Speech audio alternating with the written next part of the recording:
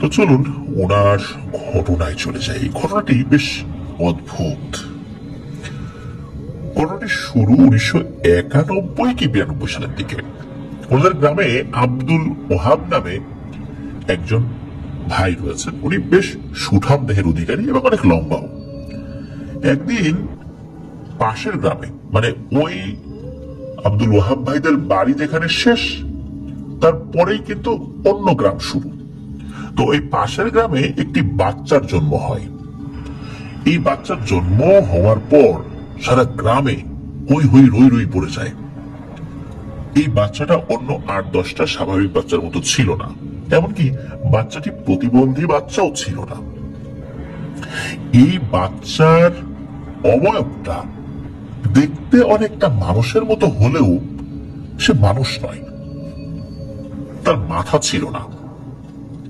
একটি আইসক্রিম, তার যদি আমরা দেখি যে আইসক্রিমের নিচে ধরার জন্য একটা অংশ থাকে, কিন্তু এইটা যদি দুটো অংশ থাকে, দুটো পায়ের মতো মনে হবে, তাই না?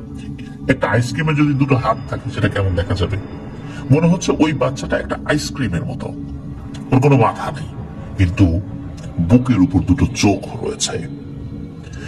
এই বাচ্চাটা জন্ম নেওয়ার পরেই নাকি ঘরের মধ্যে দৌড়াদৌড়ি শুরু করে দিয়েছে, এবং এত জোরে দৌড়াদৌড়ি শুরু করছে, এক ধরনের শব্দ করছে, চি চি চি এরকম শব্দ করছে। সবাই তো প্রচন্ড ভয় পেয়ে যায়। আরে এটা কি? কোন প্রতিবন্ধী বাচ্চা হলেও তো এরকমটা হওয়ার কথা না। জন্মের পরে কি কেউ দৌড়াতে পারে? আর স্বাভাবিক বাচ্চা তো অবশ্যই দৌড়াবে না। এইটা তাহলে কি? এই বাচ্চাটা কিভাবে হলো? তখন ওই বাচ্চাটাকে যে কোনো ভাবেই হোক আটকানো সম্ভব হয়। একজন হুজুরকে ডাকা হলো। হুজুর এসে দেখে প্রচন্ড ভয় পেয়েছেন। আরে এই জিনিসটা কি? এটা কিভাবে একটা মানুষের গর্ভে জন্ম নিল? তখন হুজুর সিদ্ধান্ত দেন, যে কোনো মূল্যে হোক এটাকে মেরে ফেলতে হবে, তা না হলে বড় বিপদ সকলের সামনে, কেউ বাঁচতে পারবে না। তখন হুজুরকে সবাই জিজ্ঞেস করে, আচ্ছা হুজুর, এমন একটা সন্তান কিভাবে হলো? হুজুর তখন বলেন যে এই কথা বলার মতো ক্ষমতা আমার নাই, এটা আমরা বলতেও পারবো না। শুধু এতটুকু বলতে পারে স্বাভাবিক কিছু না, তোমরা এতটুকুই বুঝে নাও, এটা স্বাভাবিক কিছু না, আর বেশি কিছু জানার দরকার নাই। এখন কে এই বাচ্চাটাকে মারবা বলো, আমি এটা মারতে পারবো না। এখন ওই রকম একটা ভয়ঙ্কর বাচ্চা যেটা মানুষের মতোই না, এটাকে কে মারবে? কারো সাহস হয় না। ওই সময়ে এই আব্দুল ওয়াহাব ভাই, ওনার ওই সময়ের প্রেক্ষাপটে বয়স ছিল 30 বছর, 30-32 বছর। তখন উনি বলেন যে আমি মারবো। আর ওনার তো বেশ সাহস ছিল। তো উনি নাকি ওই বাচ্চাটাকে মেরে ফেলেছিলেন। কিভাবে মেরে ফেলেছিলেন এক একজন এক এক কথা বলে। কেউ বলে লবণ খাইয়ে মারা হয়েছে, কেউ বলে তাকে আছাড় দিয়ে মেরে ফেলা হয়েছে। তো ওই যে যিনি আব্দুল ওয়াহাব, ওনাকে যখন জিজ্ঞেস করা হয়েছিল, উনি এই বিষয়ে কোনো মুখ খোলেন নাই। উনি শুধু বলেছিলেন এই বিষয়ে আমি একটা কথাও বলতে পারবো না, তাহলে আমার খুব বড় ক্ষতি হবে। তো যার কারণে তাকে এই বিষয়ে কেউ ওইভাবে ফোর্সও করে না। এক একজন এক এক রকম ভাবে বলে যে উনি এইভাবে মারছেন হয়তোবা।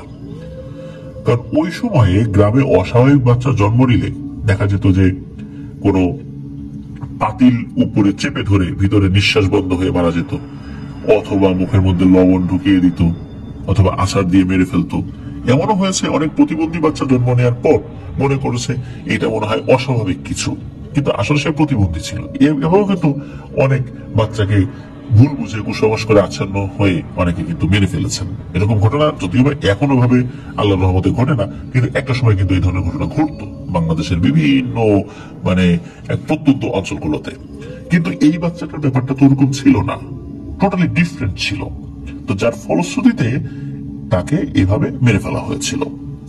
আর মেরে ফেলার পর ওই বাচ্চার ওই যে যিনি আব্দুল ওয়াহাব ভাই, ওনার বাড়ি আর ওই বাচ্চা যেই বাড়িতে জন্ম নিয়েছিল, সেই বাচ্চা জন্ম নেওয়া বাড়ির মাঝামাঝি একটা ঝোপের মতো জায়গা ছিল, ছোট ঝোপ আর কি ছিল ওই সময়। তো ওখানে ওই ঝোপের মধ্যে একটা বড় গাছ ছিল, মানে বড় গাছ বলতে অনেক মোটা, অনেক পুরোনো গাছ, বিষয়টা এরকম না, এমনি মাঝামাঝি সাইজের বা মাঝারি সাইজের একটা গাছ আর কি। স্থানীয় ভাষায় ওই গাছটাকে বন্যা গাছ বলে আর কি। বা গোটা গাছ বলে বা বৌন্না গাছ বলে আর কি। তো ওইটার নিচেই ওই বাচ্চাকে কবর দেওয়া হয় একটা বিশেষ প্রক্রিয়ার মাধ্যম দিয়ে। হুজুর ওই প্রক্রিয়াটা বলে দিয়েছিলেন। এরপরে কেটে যায় দীর্ঘ অনেক বছর, প্রায় 18-19 বছর পার হয়ে গেছে। এবার চলে আসেন আমরা এই 18-19 বছর পরে, তবে মাঝখানে আর একটা জায়গায় যাব, 2000 সালের দিকে যাব। এই যে আব্দুল ওয়াহাব যিনি, উনি অন্য একটা জায়গায় কাজ করতেন। তো এই যে যেই ঘটনাটা ঘটলো, এই ঘটনার পরে উনি সিলেটে তো বেশ কিছু গ্যাস ফিল্ড রয়েছে, ওখানে একটা চাকরি পেয়েছিলেন। তো ওইখানে কাজের জন্য উনি চলে গিয়েছিলেন। এরপর তো হঠাৎ হঠাৎ আসতেন আর কি উনি। আর আসার যে পথটা, এই পথটা কিন্তু ওই যে ওই বাচ্চাকে যেখানে বিশেষ প্রক্রিয়ায় কবর দেওয়া হয়েছিল ওই পথটাই। তবে অধিকাংশ সময় উনি তো আসলে দিনের বেলাতেই চলে আসতেন, রাতের বেলা খুব একটা আসলে আশা পড়ে নাই। আর আশা পড়লেও ওরকম ভয়ের ঘটনা ওনার সাথে ঘটেও নাই। তবে এক রাত্রে উনি আসেন, তখন 2000 সালের মতো উনি বাড়িতে আসছিলেন আর কি। আমরা তো শুরুতেই বলেছি যে ওনার বাড়ি আর ওই যে বাচ্চা জন্মের বাড়ির মাঝামাঝি একটা ছোপ ছিল যেখানে কবর দেওয়া হয়েছে। তো সন্ধ্যার দিকে, মূলত মানে একদম সন্ধ্যা লেগে গেছে বিষয়টা এরকমও না, তবে অন্ধকার নেমে আসছে আর কি। তো উনি তো ওই দিক দিয়ে যাচ্ছিলেন, হঠাৎ করে মনে হলো তার উপর কোনো কিছু আক্রমণ করেছে। আর ওর পাশে একটা ডোবার মতো ছিল, ওখানে আঞ্চলিক ভাষায় এই ডোবাগুলোকে কাঁচা বলা হয়। তো তাকে মারতে মারতে ওই দিকে নিয়ে যাচ্ছে। এখন উনি আচমকা এই ধরনের আক্রমণের শিকার হয়ে উনি চেষ্টা করছেন যে নিজেকে সেভ করার জন্য, কিন্তু উনি তো আসলে বুঝতে পারছেন না কে তাকে আক্রমণ করছে, কিন্তু মার তো উনি খেয়েই যাচ্ছেন। যখন বুঝতে পারলেন কোন অশরীরী এসে ওনার উপর আক্রমণ করেছে, তখন উনি তো জোরে জোরে আল্লাহর নাম নিতে থাকেন, আল্লাহ বাঁচাও আল্লাহ বাঁচাও এরকম বলছেন। এদিকে কি হয়েছে, ওই সময় কিছু লোকজন ওই দিক দিয়ে যাচ্ছিল, আর আশেপাশে তো ঘর বাড়িও ছিল কিছু। আর ওনার কথাবার্তা শুনে লোকজন একটু ওইদিকে খেয়াল করেছে, এখন দেখে যে এই যে আব্দুল ওয়াহাব ভাইকে কেউ মনে হচ্ছে শূন্যে তুলে ফেলে দিচ্ছে। তো কাছাকাছি একটা বাড়ি ছিল, ওই বাড়ির একজন মানে দুইজন সদস্য, দুই ভাই আর কি, আপন দুই ভাই, একজন নাম সাজিদ আর একজন নাম হলো শফি। তো এই দুজন দেখে ফেলেছে, এবং আর এক বাড়ির একজন ব্যক্তি, তার নাম হলো কলিম শেখ, সেও দেখে ফেলেছে। তো ওনারা দ্রুত ওখানে আসছেন। তখন তো চারদিকে অন্ধকার এত ঘনীভূত হয়নি, সন্ধ্যার পরপরই তো। তো ওইখানে আসার পর তাকে এই আব্দুল ওয়াহাব ভাইকে উদ্ধার করা হয়। যখন ওনারা এই বিষয়টা চারদিকে আরো কিছু মানুষকে বলে ফেলেছে, চারদিকে একটা মুখে মুখে ছড়িয়ে পড়ছে যে আব্দুল ওয়াহাবরে তো জিনে ধরছে, জিনে ধরে তাকে খুব মারধর করেছে।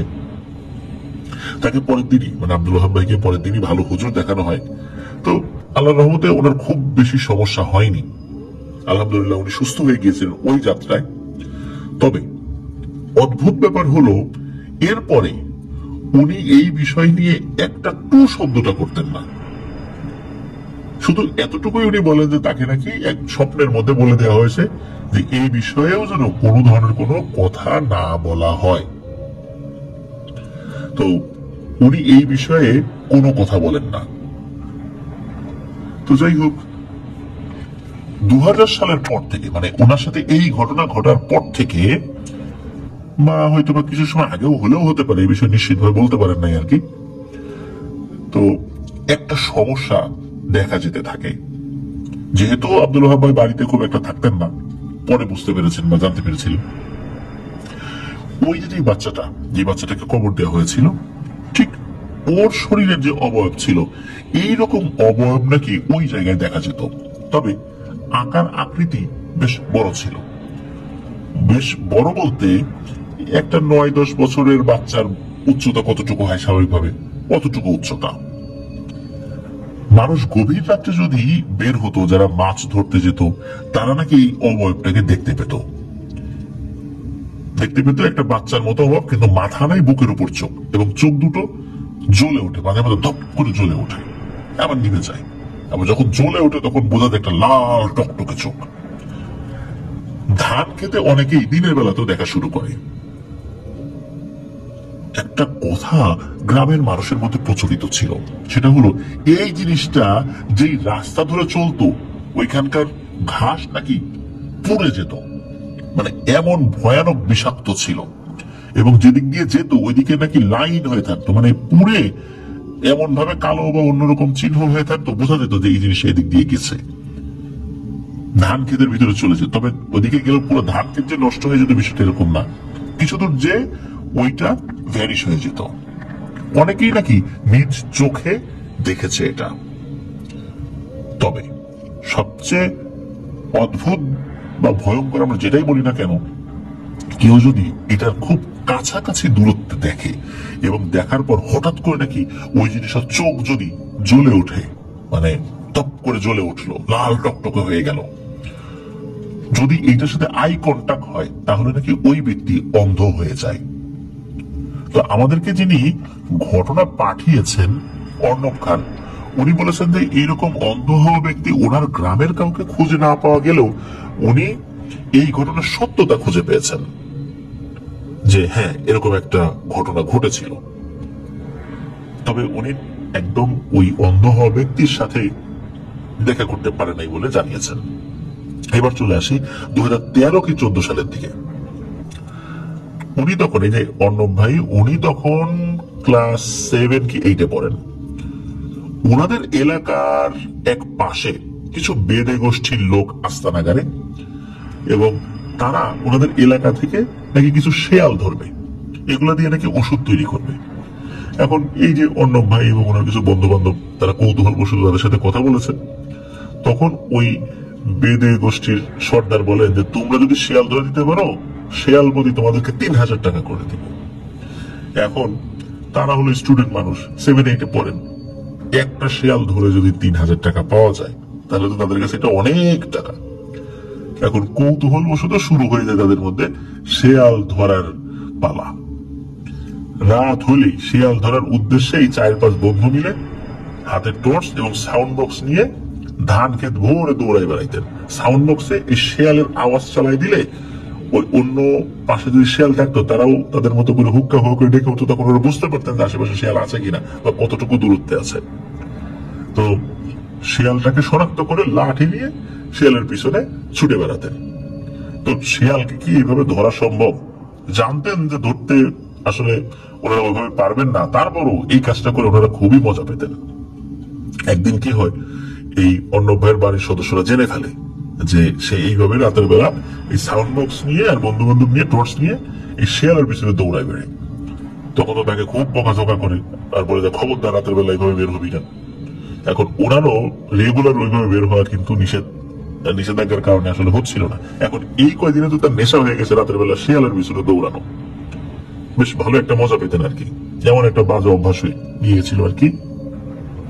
তো একবার কি হয়, নিষেধাজ্ঞার পরেও আবার ওই একই কাজ শুরু করেছেন। এক রাত্রে বের হয়েছেন টর্চ সাউন্ড বক্স নিয়ে শিয়াল ধরতে। ওই দিনও ওনারা ছিলেন 5 জন। তো বিশাল এক বড় ধান ক্ষেতের মধ্যে 5 জন 5 দিকে দাঁড়িয়েছেন। তো সবার পাশটা মোটামুটি যেই পাশে দাঁড়িয়েছেন সেই আশেপাশে ঘর বাড়ি আছে, খুব কাছাকাছি না হলেও মোটামুটি দেখা যায়। কিন্তু এই অর্ণব ভাই যেই পাশে দাঁড়িয়েছেন, এই পাশে শুধু ফসলি জমি, কোনো লোকালয় নেই। তবে পাশে একটা পাকা রাস্তা রয়েছে। তবে সন্ধ্যা 7টার পরে ওই রাস্তায় কোনো ধরনের কোনো গাড়ি খুব একটা চলে না। তো উনি তো ওই দিকটাতে দৌড়াদৌড়ি করছেন শেয়াল ধরার জন্য। তো ওইদিকে ময়লার একটা বড় ভিটা ছিল, আর ওই সময়টা ছিল শীতকাল। তবে এক্সাক্ট কোন মাস চলছিল ওনার ঠিক মনে নাই। আর বর্ষার পরে জমিতে পানি শুকানোর পর যত ধরনের ময়লা আবর্জনা এবং কচুরি থাকে সব পরিষ্কার করে ওই ভিটার মতো ওই জায়গাতে রাখা হতো। আর ওই জায়গাতে আবার শেয়ালের উপদ্রবটা বেশি ছিল। শেয়ালগুলো ওখানে এসে আবার আস্তানা কাটতো বা ওখানে এসে বসে থাকতো। তো ওই ময়লা স্তূপ করার কারণে ওইখানে বেশ উঁচু হয়ে যেত, তো দূর থেকে ওইটা দেখা যেত আর কি, উঁচু ভিটার মতো জায়গাটা। তো ওনারা যখন গিয়েছেন ওই জায়গাতে, তখন রাত 8টার মতো বাজে, এরকম একটি সময়। 8টা তো আসলে খুব যে বেশি রাত তাও না, 2013-14 সালে 8টা তো ওরকম রাত তো বলা যাবে না আর কি। তবে শীতকাল তো বেশ ঠান্ডাও পড়েছিল, তো যার কারণে আশেপাশের লোকজনও ছিল না। আর দূরে কিছু দোকানে লাইট জ্বলছিল, এটা বোঝা যাচ্ছিল। তো এই যে অর্ণব ভাইয়ের হাতে তো ছিল লাঠি, তো উনি ভিটার ওইদিকে গিয়েছিলেন। আর ওনাদের সবার প্ল্যান ছিল যদি কেউ শেয়ালের দেখা পায় তখন দূর থেকে তারা লাইট মারা শুরু করবেন, এবং লাইটের যখন এরকম আলো দেখা যাবে তখন বোঝা যাবে যে কেউ শেয়াল দেখেছে, এবং লাইটের আলো যেদিকে ধরা হবে বুঝতে হবে ওই দিকটা তো শেয়াল আছে, এইভাবে ওনারা চারদিক থেকে ঘিরে ফেলবেন আর কি শেয়ালটাকে। এরকম প্ল্যান ছিল আর কি। উনি তো ওনার মতো করে দেখছেন, চেষ্টা করছেন। এইভাবে দেখতে দেখতে এই অর্ণব ভাই ওনার বন্ধু বান্ধব থেকে প্রায় হাফ কিলোমিটার ডিস্টেন্সে চলে আসেন, বা এর থেকেও কিছুটা বেশি হতে পারে। আর ওই সময় ওই জায়গায় ফসল বোনা হয়নি, জমি টমি একদম ফাঁকা ছিল, মানে ফসল বোনার প্রস্তুতি নেওয়া হচ্ছিল আর কি। তা উনি কি করেছেন, ওই ভিটার অন্য সাইডে দাঁড়িয়ে একটু পেছন থেকে উকি দিয়েছেন যে ওই পাশে কিছু আছে নাকি। হঠাৎ করে মনে হলো ওই পলিথিনের উপর যদি কেউ পা দেয় এক ধরনের খচপচ শব্দ হয় না, তো ওই রকম শব্দ। উনি চিন্তা করেছেন এই জায়গা মনে হয় শেয়াল আছে, এমনিতে তো এদিকে শেয়াল ঘুরে বেড়ায়। উনি কি করেছেন, লাঠিটা নিয়ে সামনের দিকে এগিয়েছেন আস্তে আস্তে। সামান্য 1-2 কদম আগানোর পর একটু উকি দিয়েছেন। উকি দিয়ে উনি যেটা দেখেছেন, এটা দেখে উনি মারাত্মক ভয় পেয়ে যান। উনি দেখেন আইসক্রিমের মতো একটা লম্বা অবয়ব, হাত পা আছে, বুকের উপর দুটো চোখ, আর এই চোখ দুটো লাল আগুনের মতো জ্বলছে নিপছে, জ্বলছে নিপছে। আর এই অবয়ব একটা ছিল না, এই অবয়ব ছিল দুইটা। এই দুইটা নিজেদের সাথে কোন একটা বিশেষ ভাষায় কথা বলছে, কিন্তু কি ভাষায় কথা বলছে এটা বুঝতে পারেন নাই। তবে সেটা বাংলা ছিল না বা হিন্দি ছিল না, এতটুকুনি নিশ্চিত। এমন ধরনের ভাষা উনি আগে কখনো শোনেও নাই। তো এই জিনিস দেখার পর উনি তো মারাত্মক ভয় পেয়েছেন। এখন ওইখান থেকে উনি দ্রুত চলে এসেছেন, আর ওই যে ওনার বন্ধু বান্ধব তাদের সাথে দেখা করছেন, বলছে যে আমি তো এরকম ভয়ঙ্কর কিছু দেখছি। ওনারা বলছে আরে না রে বেটা, এই তুই মেসো বিড়াল দেখছিস, বাগডাসা যেটা, বা বাগডাস বলে অনেকে গ্রামে, এইটা দেখছিস, ওরকম কিছু না। কিন্তু উনি তো জানেন আসলে উনি কি দেখেছেন। এরপরে ওনার কিছু সমস্যা শুরু হয়ে যায়, উনি স্বপ্নে ভয় দেখা শুরু করেন, এবং সকালবেলা উঠলে, ঘুম থেকে উঠলে দেখা যেত ওনার পায়ের এখানে আঁচড়ের দাগ। কে আঁচড় দিল? হঠাৎ করে হয় কি, একদিন ঘুম থেকে উনি না চোখে দেখতে পান না, একদমই দেখতে পান না। এরপরে হুজুর দেখালে উনি ঝাপসা ঝাপসা দেখা শুরু করেন। এরপর দীর্ঘ ট্রিটমেন্টে, মানে ঝাড়ফুঁকের ট্রিটমেন্টে আল্লাহর রহমতে উনি সুস্থ হয়েছিলেন। রংপুর থেকে এক হুজুরকে নিয়ে আসা হয়েছিল। ওই রংপুরের ওই হুজুর নাকি এর আগেও এসে ওনার বাসায় ট্রিটমেন্ট করে গেছেন। তবে ওই হুজুর কারো কাছে কিচ্ছু বলেন নাই যে এই সমস্যা কেন হচ্ছে, এবং ওই অবয়বের বিষয়ে কোনো কিছু বলেন নাই। কেন যেন এই বিষয়ে কেউ কিছু বলতে চায় না, সবাই চুপ হয়ে যায়। এবার আসি 2024 সালের রোজার ঈদের দিন, একদম রিসেন্ট সময়। এই অর্ণব ভাই দুপুরে উনি ওনার এলাকার বন্ধুদের নিয়ে আড্ডা দিচ্ছিলেন। তো বেশ অনেকক্ষণ কথাবার্তা বলছেন। এর মধ্যে একজন বয়স্ক মুরব্বী ভদ্রলোক, যাকে চাচা বলে সম্বোধন করেন আর কি, তো তাকে ওনারা অনুরোধ করেন, চাচা কিছু পুরোনো দিনের কিছু ঘটনা বলেন তো, এমন কিছু বলেন যেগুলো আমরা আসলে বিশ্বাসই করতে পারি না। তো উনি কিছু কিছু বলেন। এর মধ্যে হঠাৎ করে উনি একটা শব্দ উচ্চারণ করেন, সেটা হলো কন্দনাইয়া। তো ওনারা বলেন যে এই কন্দনাইয়া এটা আবার কি? তখন উনি এটার বিবরণ দেওয়া শুরু করেন, এবং বিবরণ দেওয়ার পর এই অর্ণব ভাই বুঝতে পারেন উনি ওই যে 2013-14 সালে যে ভয়ঙ্কর জিনিসটা দেখেছিলেন, এইটার কন্দনাইয়া একই জিনিস, ওটার সাথে হুবহু মিলে যায়। তো ওই চাচা এই বিষয়ে আরো ডিটেলস বলেন। এরপরে এই যে অর্ণব ভাই উনি কি দেখেছিলেন সেটা জানেন, মানে ওনাদেরকে জানান। এরপর উনি অবাক হয়ে যান যে তুমি তো আল্লাহর রহমতে বেঁচে আছো, এটাই তো বেশি, এইগুলোর খপ্পরে একবার পড়লে বিশাল বিপদ হয়ে যায়, তুমি তো আল্লাহর রহমতে বেঁচে গেছো। তখন ওই মুরব্বী এটাও বলেন যে আমার পরিবারের অনেকেই কিন্তু এই জিনিস দেখেছে, দিনে দুপুরে অনেকে দেখেছে, রাতের বেলা তো দেখেছেই। তবে এই জিনিসে যদি কেউ একদম মুখোমুখি পড়ে যায়, তাহলে কিন্তু অনেকেই নাকি পাগল হয়ে যায়, মারা যায়। এরকম অনেক ঘটনাই উনি বলেছেন।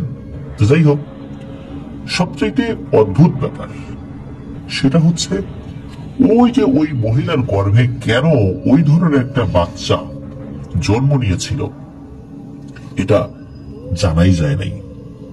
ওই যে যিনি আব্দুল ওয়াহাব ভাই, উনি কিন্তু এখনো জীবিত আছেন। ওনাকে এই বিষয়ে এখনো জিজ্ঞেস করলে উনি কোনো উত্তর দেন না।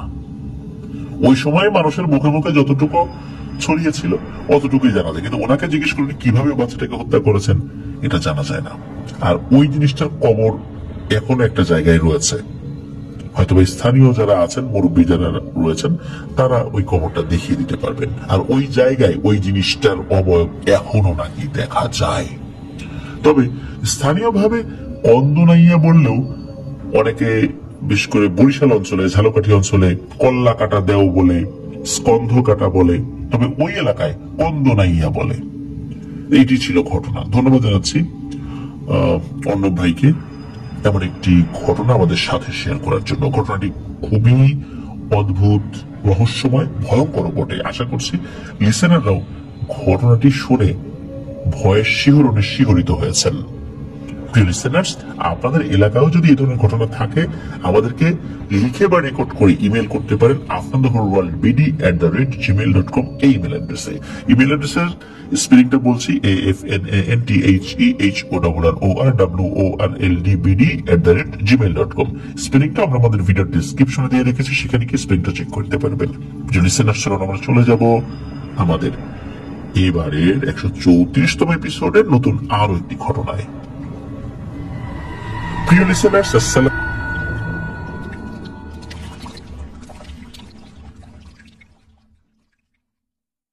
লিসেনার্স, আমাদের একজন তরুণ ঘটনা সংগ্রাহক যার নাম মোহাম্মদ তাহমিদ। তার কথা নিশ্চয়ই আপনাদের মনে আছে। ইতোমধ্যে অসংখ্য দারুণ দারুণ ভয়ের ঘটনা পাঠিয়ে আপনাদের মন জয় করেছেন। যার বাড়ি বাগেরহাট জেলার মোরেলগঞ্জ উপজেলার তেলিগাতি ইউনিয়নের তেলিগাতি গ্রামে। চলুন এবার তার একটি ঘটনা আপনাদের সামনে উপস্থাপন করি। এর আগেও উনি যে ঘটনাগুলো দিয়েছেন সেই ঘটনার সময়, নাম, ঠিকানাগুলো আমাদেরকে অধিকাংশ ক্ষেত্রেই একদম ছদ্মনাম ছাড়াই ব্যবহার করার অনুমতি দিয়েছেন। তো এবারেও তার ব্যতিক্রম হবে না। এবারও আমরা ঠিক এমনই একটি ঘটনা আপনাদের সামনে উপস্থাপন করব। এই ঘটনাটি যিনি বর্ণনা করেছেন তার বাড়িও ওই তেলিগাতি গ্রামেই, খুব কাছের একজন চাচা হন আর কি তাহমিদের। ফেরদৌস নাম তার। তো ফেরদৌস চাচা বলে তাকে ডাকেন, তবে নাম সংক্ষিপ্ত করে তাকে অনেকেই ফিদু কাকা বলে ডাকে। এখন যে ঘটনাটি বলবো ওই ঘটনার উনি অন্যতম একজন সাক্ষী এবং প্রত্যক্ষদর্শীও বটে। আর এই তাহমিদের যে চাচাতো ভাই আলামিন, তাহমিদের অনেক ঘটনা কিন্তু আলামিন সংগ্রহ করে দিয়েছে। তো এই ঘটনার কথা মূলত এই আলামিনই তাহমিদ ভাইকে জানায়। তো চলুন ঘটনা শুনে আসি। সময়কাল 1985 সাল। ওই গ্রামেরই একজন ওনাদের চাচা, তার নাম হলো মোহাম্মদ সাবুল খান। তিনি খুব ভালো মানুষ। তো তার একজন বোন ছিল, তার নাম হলো শালিনী। এই শালিনী ফুপুকে 1985 সালে বিয়ে দেওয়া হয়। তো ওনাদের গ্রাম মানে তেলিগাতি গ্রাম থেকে 2-3 গ্রাম পাশে চোমরা সরকারি পুকুর নামে একটা জায়গা রয়েছে এবং বউবাজার নামে একটা জায়গা রয়েছে। এই দুই গ্রামের মাঝখানে একটা ফাঁকা জায়গার মতো রয়েছে, সেখানে কয়েকটি বাড়ি রয়েছে। তার মধ্যে একটি বাড়িতে এই শালিনী ফুপুর বিয়ে দেওয়া হয়। এই শালিনী ফুপুকে যার সাথে বিয়ে দেওয়া হয় তার নাম মোহাম্মদ আব্দুল মজিদ। তো এই আব্দুল মজিদ উনিও খুব ভালো একজন মানুষ। মানে খুব ভালোভাবে শালিনী ফুপুর সাথে বিয়ে শাদী সম্পন্ন হয়ে যায় কোনো ধরনের কোনো সমস্যা ছাড়াই। কিন্তু বিয়ে হয়ে যাওয়ার পরেই শুরু হয় এক মহা মুসিবত। জীবনটা দুর্বিষহ হয়ে যায় এই শালিনী ফুপুর। কি ভাবছেন উনি শ্বশুর বাড়িতে গিয়ে অশান্তি ফেস করেছেন, শ্বশুর বাড়ির লোকজন ভালো ছিল না, এরকমটা না। এরকমটা না। বিয়ের অল্প কয়েকদিনের মাথায় উনি ভীষণভাবে অসুস্থ হয়ে পড়েন। তবে ওনার এই অসুস্থতা অন্যান্য সমস্ত অসুস্থতা থেকে বেশ মানে ভিন্ন। আমরা বিভিন্ন সময় অসুস্থতা যখন এই প্যারানরমাল ঘটনায় বলি তখন দেখা যায় এই যে ঝাড়ফুঁক হয়, ওষুধ খায়, কোনো ভালো হয় না। কিন্তু ওনার বিষয়টা কিন্তু এরকম না। উনি কোন একটা রোগে আক্রান্ত হতেন, অসুস্থ হতেন, ডাক্তার দেখানো হতো, তারপর ওষুধ খাওয়ানো হতো, আল্লাহর মতনই কয়েকদিনের মধ্যে ভালো হয়ে যেতেন। ভালো হওয়ার পর 1-2 দিন ভালো থাকতেন, আবার আর একটা অসুখে পড়তেন উনি। এইভাবেই ওনার প্রতিনিয়ত চলছে তো চলছে, কিন্তু ওই ব্যাপারটা একই সিরিয়ালে চলতো। 2-3 দিন ভালো থাকতেন, আবার মানে অসুখ হতো, ওষুধ খেতেন, ভালো হয়ে যেত, এভাবে কিন্তু চলছে। উনি যেহেতু সদ্য বিবাহিত একজন মহিলা, এই অসুস্থতার কারণে পরিবারের কাজ তো আসলে উনি করতে পারেন না। আর উনি যে পরিবারে বউ হয়ে গিয়েছেন, সেই পরিবারে ওনার যে শ্বশুর শাশুড়ি ছিলেন বা অন্যান্য যে আত্মীয় স্বজনরা ছিলেন, তারা যে ধনী ছিলেন বিষয় এরকম না। মোটামুটি মধ্যবিত্ত পরিবার বলতে গ্রামে যেটা বোঝায় ওরকমই ছিলেন। কিন্তু তারপরেও এই যে শালিনী ফুপুর চিকিৎসার জন্য ওনারা বিন্দু মাত্র কোনো কার্পণ্য করেন নাই। একটা বারের জন্য এই শালিনী ফুপুর মা বাবাকে বলেন নাই যে আপনার মেয়ে অসুস্থ, এরকম অসুস্থ মেয়েকে আমার ছেলের সাথে বিয়ে দিচ্ছেন কেন। ওনারা কিন্তু শালিনী ফুপুকে আগে থেকে চিনতেন। শালিনী ফুপু একদম সুস্থ স্বাভাবিক ছিলেন। হঠাৎ করে এই বাড়িতে এসে অসুস্থ হয়ে যাওয়ার পর ওনারা নিজেকেই দোষারোপ করতে দেখারে, ভালো মেয়েটা আমাদের বাড়িতে এসে অসুস্থ হয়ে গেল, মনে হয় আমাদের এখানে কোনো সমস্যা। তো ওনারা এটাও বলতেন যে এই মেয়ে যদি আমাদের হতো, আর একটা শ্বশুর বাড়িতে তাকে বিয়ে দেওয়ার পর যদি আর একটা বাড়িতে গিয়ে বা তার শ্বশুর বাড়িতে গিয়ে এই ধরনের অসুস্থ হয়ে যেত, তাহলে এই মেয়েটাকে না জানি কত কথা শোনাইতো। ওই চিন্তা করে ওনারা সর্বোচ্চ চেষ্টা করছে যে শালিনী ফুপুকে সুস্থ করার জন্য। শালিনী ফুপুর ভাগ্য এদিক থেকে ভালো যে ওরা শ্বশুর বাড়ির লোকজন সর্বোচ্চ চেষ্টা করছে, সর্বোচ্চ সহযোগিতা তারা করেছেন তাকে সুস্থ করার জন্য। তার অসুস্থ অবস্থাতেও তার সেবা যত্ন করার চেষ্টা করেছেন। কিন্তু সমস্যা বাদে হলো এই আশেপাশের প্রতিবেশী নিয়ে, বা ওনার শ্বশুর বাড়িতে যারা থাকতেন নিকট আত্মীয় স্বজন, এছাড়াও তো শ্বশুর বাড়ির আরো দূর সম্পর্কের আত্মীয় স্বজন রয়েছে। এই দূর সম্পর্কের আত্মীয় স্বজন এবং পাড়া প্রতিবেশীরা তারা সবসময় বিভিন্ন কটু কথা বলে শালিনী ফুপুর কানকে বিষিয়ে তুলতো এবং তার শ্বশুর শাশুড়ি বা অন্যান্য আত্মীয় স্বজনদের কানকেও বা মনকেও বিষিয়ে তুলতো। বলতো যে এই দেখো একটা অসুস্থ মেয়েকে তোমাদের উপর কষাই দিছে, তোমরা আর কয় টাকাই জমাইতে পারো, সব টাকা তো এই মেয়ের চিকিৎসার জন্য চলে যাচ্ছে। ওর বাপ তো তোমাদের ঘরের উপরে এটা গসাই দিয়ে তো মুক্ত হয়ে গেছে, এখন তোমরা তো মুসিবতে পড়ে গেছো। তো এই সমস্ত কথাবার্তা প্রতিনিয়ত বিভিন্ন লোকজন বলতো। এখন ওনার শ্বশুর শাশুড়ি বা ওই শ্বশুর বাড়িতে যারা থাকতেন তারা কিন্তু এই বিষয়ে পাত্তা না দিলেও শালিনী ফুপু প্রতিনিয়ত এই ধরনের কথা শুনতে শুনতে শুনতে শুনতে না ওনার মনটা বিষিয়ে গিয়েছিলেন। উনি একদম অস্থির হয়ে গিয়েছিলেন, যার ফলশ্রুতিতে উনি নিজের উপর খুব বিরক্ত হয়ে কয়েকবার আত্মহত্যার চেষ্টাও করেছেন। অনেকবার আত্মহত্যার চেষ্টা করেছেন বিভিন্ন ভাবে, কিন্তু আল্লাহর অশেষ রহমতে প্রতিবারই কেউ না কেউ দেখে ফেলেছে এবং উনি বারবার বেঁচে গিয়েছিলেন। এভাবেই চলছিল ওনার দিন। এই যে অসুস্থতা এটা ছাড়ে না। এই যে কত হুজুর দেখানো হয়েছে যে এটা কি প্যারানরমাল বিষয় কিনা, কোনো হুজুর কিচ্ছু বলতে পারেন না। তার যে প্যারানরমাল কোনো সমস্যা নাই এটাও বলতে পারেন না, তার যে প্যারানরমাল সমস্যা আছে এটাও বলতে পারেন না। এইখানেই এক রহস্য ঘনীভূত হতে থাকে। আসলে ব্যাপারটা কি? গ্রামে একটা কথা প্রচলিত রয়েছে, ভাদ্র মাসের যে অমাবস্যা হয়ে থাকে এটা নাকি খুব ভয়ঙ্কর হয়ে থাকে। এই ভাদ্র মাসের অমাবস্যা এমন ভালো করে বলার উদ্দেশ্য হচ্ছে অনেক দুষ্টু মানুষতান্ত্রিক, জিনতান্ত্রিক, তারপরে পিশাচ জিনেরা নাকি এই ভাদ্র মাসের অমাবস্যায় শয়তানকে উদ্দেশ্য করে বলি দিয়ে নিজেদের শক্তি বৃদ্ধি করে থাকে। এই ঘটনার সাথে এই ভাদ্র মাসের অমাবস্যার সম্পর্ক কি? গ্রামে এই ভাদ্র মাসের অমাবস্যাকে স্থানীয়ভাবে ওই ভাদ্রইরা অমাবস্যা এভাবে বলে আর কি। তো একদিন এই শালিনী ফুপুর স্বামী আব্দুল মজিদ মিয়া উনি কোন একটা কাজে বাইরে বের হয়েছেন। সালটা 1985 সাল, তো শুরুতেই ঘটনা বলেছে আর কি, বিয়ের পর তিনি অসুস্থ, এভাবে তো 1 বছর গিয়েছে, সাল হয়তো 1986 সাল এরকম হতে পারে আর কি। তো ওনার স্বামী তো বাইরে গিয়েছেন আর কি কোন একটা কাজের জন্য, আর উনি বলেই গিয়েছিলেন যে কাজ করতে করতে দেরি হয়ে যাবে, রাত্রে আর বাড়িতে ফিরবো না, পরের দিন ফিরবো, কারণ উনি বেশ দূরেই যাবেন। আর ওই সময় তো রাস্তাঘাট এত ভালো ছিল না। তারপর আবার তেলিগাতি গ্রাম থেকে মেইন শহর বেশ অনেকটা পথ পাড়ি দিতে হবে, আর ওই সময় তো ওই এলাকায় বিদ্যুৎ ছিল না। আর শালিনী ফুপুর সমস্যাটা তো এটা প্যারানরমাল কোনো সমস্যা না, এটা সবাই বুঝতে পেরেছে, কারণ কোন হুজুর তো এই বিষয়ে যে প্যারানরমালের কোন টাচ রয়েছে এই বিষয়ে বলতে পারেন নাই। তো যার কারণে তারা এটাকে অ্যাজ ইউজুয়াল অসুস্থতা থাকে না, কিছু মানুষের সবসময় 12 মাস রোগ থাকে, মনে করছে ওইরকম কিছু একটা হবে আর কি।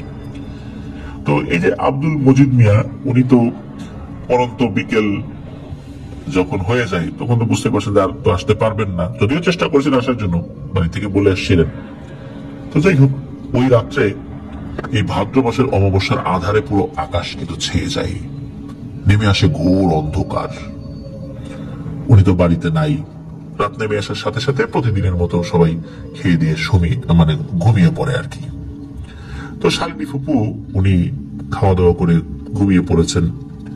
আর ওনার কিন্তু শুধু এই অসুস্থতা ছাড়া কোনো কথাবার্তায় কোনো অসংলগ্নতা ছিল না, কোনো পাগলামি ছিল না, তারপর শিকল দিয়ে বেঁধে রাখার এই যে ব্যাপারগুলো, এগুলো কিচ্ছু ছিল না। কেউ দেখে বিশ্বাসই করবে না ওনার প্যারানরমাল কোনো সমস্যা আছে কি নাই, সবাই বলবে উনি একদম স্বাভাবিক। তো শালিনী ফুপু খাওয়া দাওয়া করে উনি ওনার ঘরে ঘুমিয়ে পড়েছেন। অনেক রাত্রে হঠাৎ করে মনে হলো শালিনী ফুপুর ঘরের দরজা ওই ঠক ঠক করে একটু শব্দ হলো, খুলে গেল আর কি। তো বাড়ির অন্য সদস্যরা মনে করেছেন হয়তো বা উনি ওয়াশরুমে যাওয়ার জন্য বাইরে বের হয়েছেন, যেহেতু গ্রামের ওয়াশরুম গুলো ঘরের বাইরে থাকে। তো এরপরে না অনেকক্ষণ কেউ কোনো সারা শব্দ পায় নাই যে শালিনী ফুপু ঘরে ঢুকছে, ঘরের ওই খিল লাগানোর শব্দ হয়েছে। আর ওই সময় তো রাতে অনেকে ঘুমিয়েও পড়েছেন, এগুলো তাদের আসলে মনে রাখার কথাও না। সকালবেলা বেশ অনেক ভোরবেলাতেই কিছু লোকজন দৌড়াতে দৌড়াতে এই শালিনী ফুপুর শ্বশুর বাড়িতে আসছেন। সবাইকে ডাকাডাকি, তোমরা উঠো উঠো, তোমার বেটার বউ কই, সে খবর রাখো। তো সবাই ধর্মর করে উঠে বসে, কেন কি হয়েছে কি হয়েছে, চলো তাড়াতাড়ি আমাদের সাথে। তো সবাই যান, গিয়ে দেখেন যে ওই বাড়ি থেকে বেশ 100 মিটার দূরে একটা বট গাছ ছিল। এই শালিনী ফুপু সেই বট গাছের সাথে অনেক উঁচু একটা ডালে গলায় দড়ি দিয়ে আত্মহত্যা করেছেন। এর আগে উনি অনেকবার চেষ্টা করেছেন, কিন্তু আল্লাহর রহমতে উনি বেঁচে গিয়েছেন। কিন্তু এবার এটা কি হলো, উনি অনেক উঁচুতে আত্মহত্যা করলেন গিয়ে ওই গাছের ডালে। এত উপরে তো উনি তো গাছে চড়তে জানতেন না ওইভাবে ওখানে উনি উঠলেন কিভাবে? আর রাতের আধারে উনি একা একা বেরিয়েছেন। এটা কি আসলে উনি নিজে থেকে করেছেন নাকি কোনো জিনের প্রভাবে এটা হয়েছে? এটা কেউ কিছু বলতে পারছে না। সবাই বলে ও তো এর আগে অনেকবার চেষ্টা করেছে, কিন্তু সফল হয় না। এইবার মনে হয় ওর হাজবেন্ড বাসায় নাই, এই রাতে বাড়ি ছিল না, এই জন্যই সে এই কাজটা করছে। শালিনী ফুপুর দেহ গাছে ঝুলছিল। এখানে আরো একটি ভয়ঙ্কর ব্যাপার রয়েছে, ওনার জিহবা নাকি অনেকখানি বের হয়ে গিয়েছিল, কোনোভাবেই ওই জিহবাটা মুখের মধ্যে ঢোকানো যাচ্ছিল না। পরে একজন হুজুর এসে কিছু দোয়া করে ফু দেওয়ার পর আস্তে আস্তে নাকি ওই জিহবাটা মুখের মধ্যে ঢুকে একদম মুখ স্বাভাবিক হয়ে যায়। তারপর স্বাভাবিক নিয়মেই শালিনী ফুপুকে দাফন কাফন করা হয়। এরপর শুরু হয় আরো কিছু ঘটনা। শালিনী ফুপুকে দাফন করার পরে ওই রাত থেকে শুরু হয় ভয়াবহ তাণ্ডব। শালিনী ফুপুকে কবর দেওয়া হয়েছিল ওই শ্বশুরবাড়িরই, ওনার শ্বশুরবাড়ির এক সাইডে। আর ওই কবরের পাশ দিয়ে একটা মেঠো পথ চলে গেছে, যেখান থেকে গ্রামের মানুষজন আসলে ওখান দিয়ে হাঁটা চলার প্রয়োজন হয়। তবে ওই রাস্তা দিয়ে বেশ কিছুদিন মানুষ চলাচল করতে পারত না, বিশেষ করে প্রথম 3 দিন, কবর দেওয়ার প্রথম 3 দিন। কি হয়েছিল আসলে ওখানে, চলুন এটা জানি। ওই দিক দিয়ে যাওয়ার সময় হঠাৎ করে মানুষটাকে আচমকা শব্দ শুনতে পেত, দিন হোক রাত হোক। শুধু তাই নয়, বিভিন্ন ধরনের অদ্ভুত সমস্ত অবয়ব দেখতে পেত। কিন্তু সমস্যা হলো কি, একজন যেটা বলতো আর একজনের বর্ণনার সাথে সেটার কোনো মিল নাই। ধরুন যে একসাথে 3-4 জন দিক দিয়ে যাচ্ছিল, 3-4 জনই ভয়ঙ্কর কিছু দেখেছে। কেউ বলতো যে কালো কিছু দেখেছি, কেউ বলতো যে সাদা কিছু দেখেছি, কেউ বলতো লাল কিছু দেখেছি। কিন্তু সবাই কিছু না কিছু দেখেছে, কারো বক্তব্যের সাথে কারো বক্তব্য ওইভাবে মিলত না। এটাই ছিল সমস্যা। তাহলে কি শুরু হলো? এরকম অসংখ্য মানুষ বিভিন্ন সময় বিভিন্ন ভাবে ওখানে ভয় পেয়েছে। এক ভয়ের তাণ্ডব শুরু হয়ে যায় ওখানে। অনেকে তো ভয় পেয়ে বেশ অনেকদিন অসুস্থ ছিল, আস্তে আস্তে আল্লাহর রহমতে সুস্থ হয়ে যায়। তো প্রথম 3-4 দিনের মধ্যে ওই মেঠোপথ দিয়ে মানুষের চলাচল একদমই বন্ধ হয়ে যায় বলতে হবে। কারণ কার ইচ্ছা হবে এই ধরনের ভয়ঙ্কর ঘটনার সম্মুখীন হতে? এখন এই সমস্যার একটা সমাধান তো করার দরকার। গ্রামবাসী আলোচনা করে, বেশ কিছু হুজুরের সাথে কথা বলেন, তখন সকলে মিলে সিদ্ধান্ত নেন যে এই শালিনী ফুপুর জন্য দোয়া মাহফিলের আয়োজন করা হবে এবং গ্রামের দুস্থ গরিব হতদরিদ্র মানুষদেরকে দাওয়াত করে খাওয়ানো হবে। সেটাই করা হয়। মোটামুটি যে আয়োজনটা করা হয়েছিল অনেকে এসেছিলেন। আর এই ধরনের আয়োজনে কিন্তু ওইভাবে দাওয়াত দেওয়া হয় না, যাদের সমস্যা রয়েছে তারা এমনিতেই চলে আসে। আর দাওয়াতও কিছু করা হয় আর কি, জিয়াফত বলে, অনেক জায়গায় সেরাদ্দ বলে, মানে বিভিন্ন ভাবে এই শব্দটাকে আমরা অভিহিত করে থাকি স্থানকাল পাত্র ভেদে আর কি। তো ওখানে অনেক মানুষই এসেছিলেন গ্রামের। একজন অপরিচিত ব্যক্তি আসেন, যিনি ওই গ্রামের মানুষ না, উনি একজন ফকির গোছের কেউ। তো উনি ওখানে খাওয়া দাওয়া করেন। খাওয়া দাওয়া করার পর উনি নাকি উঠে ওই শালিনী ফুপুর কবর যেদিকে, ওইদিকে যেতে থাকেন। ওইখানে যাওয়ার পরই উনি ওইখানে মানে ওয়াক ওয়াক করে শব্দ করা শুরু করেন। এই ধরনের শব্দ শুনে ওই দূর থেকে লোকজনও কিন্তু এটা দেখছিলেন, তারা ওখানে চলে আসেন এবং উনি দেখা যায় ওই ধরনের শব্দ করতে করতে ওই শালিনী ফুপুর কবর যেখানে, ওই কবরের ওখানেই উনি শেষ নিঃশ্বাস ত্যাগ করেন, মানে মারা যান উনি। আসলে উনি কে ছিলেন? ওনাকে ওই গ্রামের কেউ চিনত না, ওনার ঠিকানা জোগাড় করতে কেউ সক্ষম হয়নি। এখন যেহেতু ঠিকানা জোগাড় করতে কেউ সক্ষম হয়নি, তার বাড়ি কোথায়, একজন ফকির মানুষ, কোথা থেকে আসছেন কেউ জানে না। আর উনি যেহেতু মুসলিম ছিলেন এটা দেখেই বোঝা যাচ্ছিল, যার ফলশ্রুতিতে ওনাকে ইসলামিক নিয়ম কানুন মেনে শালিনী ফুপুর কবরেরই কাছাকাছি কোন একটা জায়গায়, নির্দিষ্ট করে এখন বলা যায় না যে ওই কবরটা এক্সাক্ট কোথাও মানে কোথায় হয়েছিল, তো সেখানে তাকে সমাহিত করা হয়। আসলে উনি হঠাৎ করে খাওয়া দাওয়া করে ওখানে কেন গেলেন, যাওয়ার পর ওখানে ওইরকম বমির ভাব উঠে উনি কেনই বা ওখানে মারা গেলেন, এই বিষয়টাও এক রহস্য রয়ে গেল। প্রথমত শালিনী ফুপুর অসুস্থতা, তার মৃত্যু রহস্য রয়ে গেল। তারপর এই যে এই ফকির মৃত্যুটাও এক রহস্য রয়ে গেল। কিন্তু এই সমস্যা কিন্তু বন্ধ হলো না। তবে আগের মতো ঘন ঘন হচ্ছিল না, বেশ গ্যাপে গ্যাপে হচ্ছিল। আর অতটা ভয়ঙ্কর ছিল না, হালকা পাতলা টুকটাক মানে ভয় হচ্ছিল আর কি, এরকম কিছু আর কি চলছিল। তো এই যে আলামিন, যিনি এই তাহমিদ ভাইয়ের চাচাতো ভাই, তো আলামিন একজন চাচা রয়েছে, তার নাম হলো মোহাম্মদ আকবর আলী। সবাই তাকে রাঙা কাকা বলে ডাকে, বা কেউ রাঙা ভাই বলে ডাকে, কেউ ভাই, কেউ কাকা, কিন্তু নামের আগে রাঙা শব্দটা ব্যবহার করে, রাঙা ভাই, রাঙা কাকা, এইভাবে কেউ ওনাকে ডাকে। তো আমরা রাঙা কাকা বলেই সম্বোধন করব। তো এই রাঙা কাকা তখন একজন টকবকে যুবক মানুষ এবং বেশ সাহসী যুবকও বটে। মানে এই ঘটনার মানে শালিনী ফুপুর মৃত্যুর 3 মাস পরের কথা বলছি আর কি, তখন 1986 সালই হবে, বা মানে কাছাকাছি কোনো সময় হবে আর কি। তার বয়স তখন 20-22 বছর এরকম আর কি। তো উনি ওই সময়ে ওনার বাড়ির পাশেই একজনকে প্রাইভেট পড়াতেন। আর ওই শালিনী ফুপুর শ্বশুর বাড়ি, ওই শ্বশুর বাড়ির পাশেই এক বাড়িতে উনি প্রাইভেট পড়াতেন আর কি। একটা বাচ্চা মেয়েকে উনি পড়াতেন, মেয়েটি তখন ক্লাস 5 বা 6 পড়ে এরকম।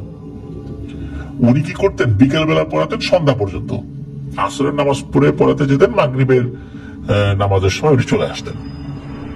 কখনো কখনো পড়ার চাপ থাকলে, বাচ্চার যদি পরীক্ষা থাকতো, তখন হয়তো বেশি দেরি হতো, সন্ধ্যা বা এশার নামাজের সময় হয়ে যেত, তবে এটা সবসময় হতো না আর কি। উনি তো বেশ সাহসী ছিলেন, ওই দিক দিয়ে আসতেন যেতেন। উনি ওইগুলা নিয়ে খুব একটা বেশি মাথা ঘামাতেন না, মানে ভয়ের ব্যাপারগুলা নিয়ে। আর এই যে রাঙা কাকা, মানে আকবর আলী কাকা, উনি যাকে পড়াতেন, ওই মেয়েটার বাড়িতে একদিন কোন একটা অনুষ্ঠান ছিল, এটা আবার চাচা জানতেন না। তো উনি যখন গিয়েছেন ভুল করে, গিয়ে দেখেন যে ওই বাড়িতে কোন একটা প্রোগ্রাম, হঠাৎ করে প্রোগ্রামের আয়োজন করা হয়েছে, যার কারণে উনি আগে থেকেও জানতেন না, বা ওনাকে বলার সুযোগও তারা পায়নি। আর যেহেতু টিচার মানুষ চলে আসছেন, তারাও খুব খুশি হয়েছেন, দেখ স্যার আসছে। তো ওনাকে বলে যে খাবার দাবার রান্না হোক, আপনি না খেয়ে যাবেন না। কারণ কি আর করা, এটা তো মানতেই হবে, এত করে বলছেন। এদিকে ওই যেই ওনাদের ছাত্রীর আত্মীয় স্বজনরা আসে, তাদের সাথে পরিচয় হচ্ছেন, অনেক গল্প গুজব হচ্ছে। তো সবকিছু শেষ করতে রাত প্রায় 11টা বেজে যায় বা তারও কিছুটা বেশি বেজে যায় আর কি।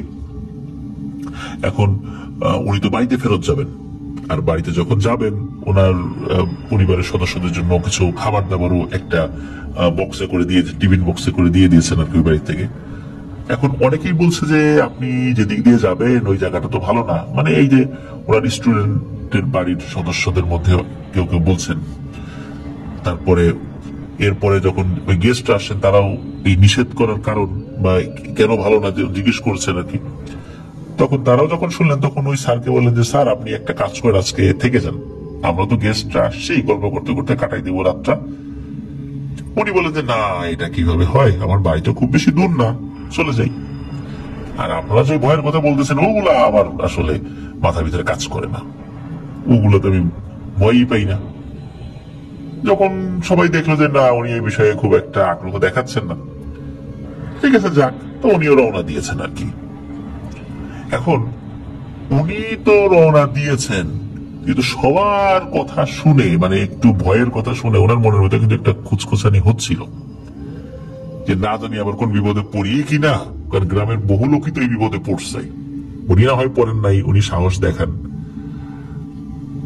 তো উনি তো হেঁটে আগাচ্ছেন, মনের মধ্যে ভয় কিন্তু কিছুটা কাজ করছে। রাত তখন 12টা প্লাস হয়ে গেছে, চারদিকে শুনশান নীরবতা। মাটির রাস্তা ধরে উনি এগিয়ে চলছেন এক পা এক পা করে, আর একাধারে পড়ে যাচ্ছেন আয়াতুল কুরসি, দুরূদ শরীফ, এটা কিন্তু পড়েই যাচ্ছেন। হঠাৎ করে উনি দেখতে পান যে ওই যে কবর, শালিনী ফুপুর কবর, ওটার কাছাকাছি চলে আসছেন। আর ওই কবরের একটা সাইড থেকে মনে হলো সাদা কাপড় পরা একটা বৃদ্ধা মহিলা বের হলো। আমরা নামাজের সময় রুকুতে গেলে যেভাবে আমরা ঝুঁকে থাকি, মনে হচ্ছে ওই মহিলাটা বয়সের ভারে ওইভাবে ঝুঁকে রয়েছে। সাদা চকচকে একটা শাড়ি পরা, অন্ধকারের মধ্যেও শাড়িটা বেশ চকচক করছে, হাতে একটা লাঠি রয়েছে, আর রাস্তাটা শুকনা ছিল। উনি যখন লাঠি নিয়ে এগিয়ে আসছিলেন, ইচ্ছা করে মনে হচ্ছে ঠক ঠক ঠক ঠক শব্দ করছে। শব্দটা বেশ আওয়াজ আকারে কানে এসে লাগছিল আর কি ওনার, এই রাঙা কাকার। চারদিকে শুনশান নীরবতা হওয়ার কারণে মনে হচ্ছিল এই আওয়াজটা আরো বেশি কানে লাগছে। আর হ্যাঁ, ওইভাবে ওই কুঁজো হয়ে থাকার কারণে ওনার মুখটা কিন্তু ওইভাবে দেখা যাচ্ছিল না। আর আমরা যদি নাক চেপে ধরে কথা বলি, কেমন নেকো নেকো সুরে কথা হয় না, তো ওরকম করে হঠাৎ করে নাকি বলে ওঠে, হ্যাঁ রে রাঙা আমি কোন পথ দিয়ে যাব, হ্যাঁ রে রাঙা আমি কোন পথ দিয়ে যাব, এইভাবে 2বার বলে। আর ওই বৃদ্ধা মহিলাকে দেখে রাঙা চাচা তো বুঝতে পারছেন যে এই জায়গায় এসে সবাই পায় ভয়, ওই কবরের ওই পাশ থেকে এই বুড়ি মহিলা বের হয়ে আসছে, এইটা তো স্বাভাবিক কিছু না। আর উনি তো বেশ সাহসী, এবং অনেকে আবার যখন ওই ওনার স্টুডেন্টের বাড়ি থেকে রওনা দেয় সবাই আবার মানে বলে দিয়েছিল কখনো যদি ভয় পাওই সাহস হারাবা না, সাহস দেখাবা। তো উনি আবার অতিমাত্রায় সাহস দেখাতে গিয়ে করেছেন কি, উনি ওই বৃদ্ধা মহিলাকে বলছেন, গো বুড়ি তুমি আমার কিচ্ছু করতে পারবা না, এই বলে ওনার বাম হাতের বৃদ্ধাঙ্গুলি দেখাচ্ছে, তুমি আমার কিচ্ছু করতে পারবা না। এরপরে উনি হাঁটা দিয়েছেন। তখন পিছন দিকে আবার তাকান, তাকিয়ে দেখেন ওই যে বৃদ্ধা মহিলা, সে ওরকম ঠক ঠক ঠক করতে করতে ওনার পিছনে পিছনে হেঁটে আসছে। তো ঘুরে যখন তাকিয়ে দেখেন যে ওই বৃদ্ধা মহিলাও হেঁটে আসছে, তখন আবার বলে, ও বুড়ি তুমি আমারে চেনো নাই, আমি কিন্তু অন্য 8-10 জন মানুষের মতো না, তুমি কিন্তু আমার কিচ্ছু করতে পারবা না, তুমি আমাকে ভয় দেখাইতে পারবা না। এইভাবে তুচ্ছ তাচ্ছিল্য করে বেশ রসিকতা করতেছে, কিন্তু উনি কিন্তু জানে যে এইটা কোনো স্বাভাবিক মানুষ না। হঠাৎ করে ওই বৃদ্ধা মহিলা বলে ওঠে, ও তাই না, আমি কিচ্ছু করতে পারবো না, আচ্ছা চল আগা। এদিকে রাঙা চাচা তো এগিয়ে যাচ্ছেন, পিছন থেকে ঠক ঠক শব্দ কিন্তু হচ্ছে, ওই বৃদ্ধা মহিলা কিন্তু আসছে। হঠাৎ করে রাঙা চাচার কাছে মনে হলো ওনার চোখ যতদূর যায় যে গাছপালা বা আশেপাশে যে গাছপালাগুলো রয়েছে, কোনো বাতাস ছাড়াই মনে হচ্ছে দুমড়ে মুচড়ে ভেঙে যাচ্ছে, এমন একটা অবস্থা। আর রাতটা এমন ছিল যে পূর্ণিমা হয়তো একদিন আগে পরে হয়েছে আর কি, এই জন্য চাঁদের আলো অতটা না থাকলেও কমও ছিল না, মোটামুটি পরিষ্কারই দেখা যাচ্ছিল। আর ওই চাঁদের আলোতে আর চারদিকে শুনশান নীরবতা, সবকিছু মিলিয়ে এক ভয়ঙ্কর রূপ নিয়েছিল। যখন গাছপালাগুলো মনে হচ্ছিল ভেঙে চলে চুরমার হয়ে যাচ্ছে। উনি তো বাড়ির পথে জোরে জোরে হাঁটতে থাকেন, আর ওই যে বৃদ্ধা মহিলা, সেও কিন্তু ঠক ঠক করতে করতে তার পিছন পিছন চলছে, পিছ কিন্তু ছাড়ছে না। আর ওই যে কিছু লোক বলে গিয়েছে যে সাহস ধরে রাখবা, উনি আবার পিছন দিকে ঘুরে যখন দেখেন যে ওই বৃদ্ধা মহিলা হেঁটে আসে, আবার উনি বলেন, ও বুড়ি, তুমি তো আমার কিচ্ছু করতে পারবে না। কিন্তু আসলে উনি মনে মনে খুব ভয় পাচ্ছিলেন এবং ওনার সাহস আস্তে আস্তে কমছিল। আর মাঝে মাঝে আবার ওই বৃদ্ধা মহিলা বলছিল, ও তাই না, কিচ্ছু করতে পারবো না রে, কি বলিস রে, চল চল আগা, বাড়ির দিকে যা। তো উনি তো আগাচ্ছেন, বেশ অনেকটা পথ এগিয়ে আসছেন, আর ওই যে বৃদ্ধা মহিলা কিন্তু তার পিছন পিছন এগিয়ে আসছে। আর ওনার বাড়ির দিকে যেতে সামনে পড়ে একটা মোটামুটি মানের একটা বাঁশঝাড়, বেশ অনেকগুলো বাঁশ রয়েছে ওখানে।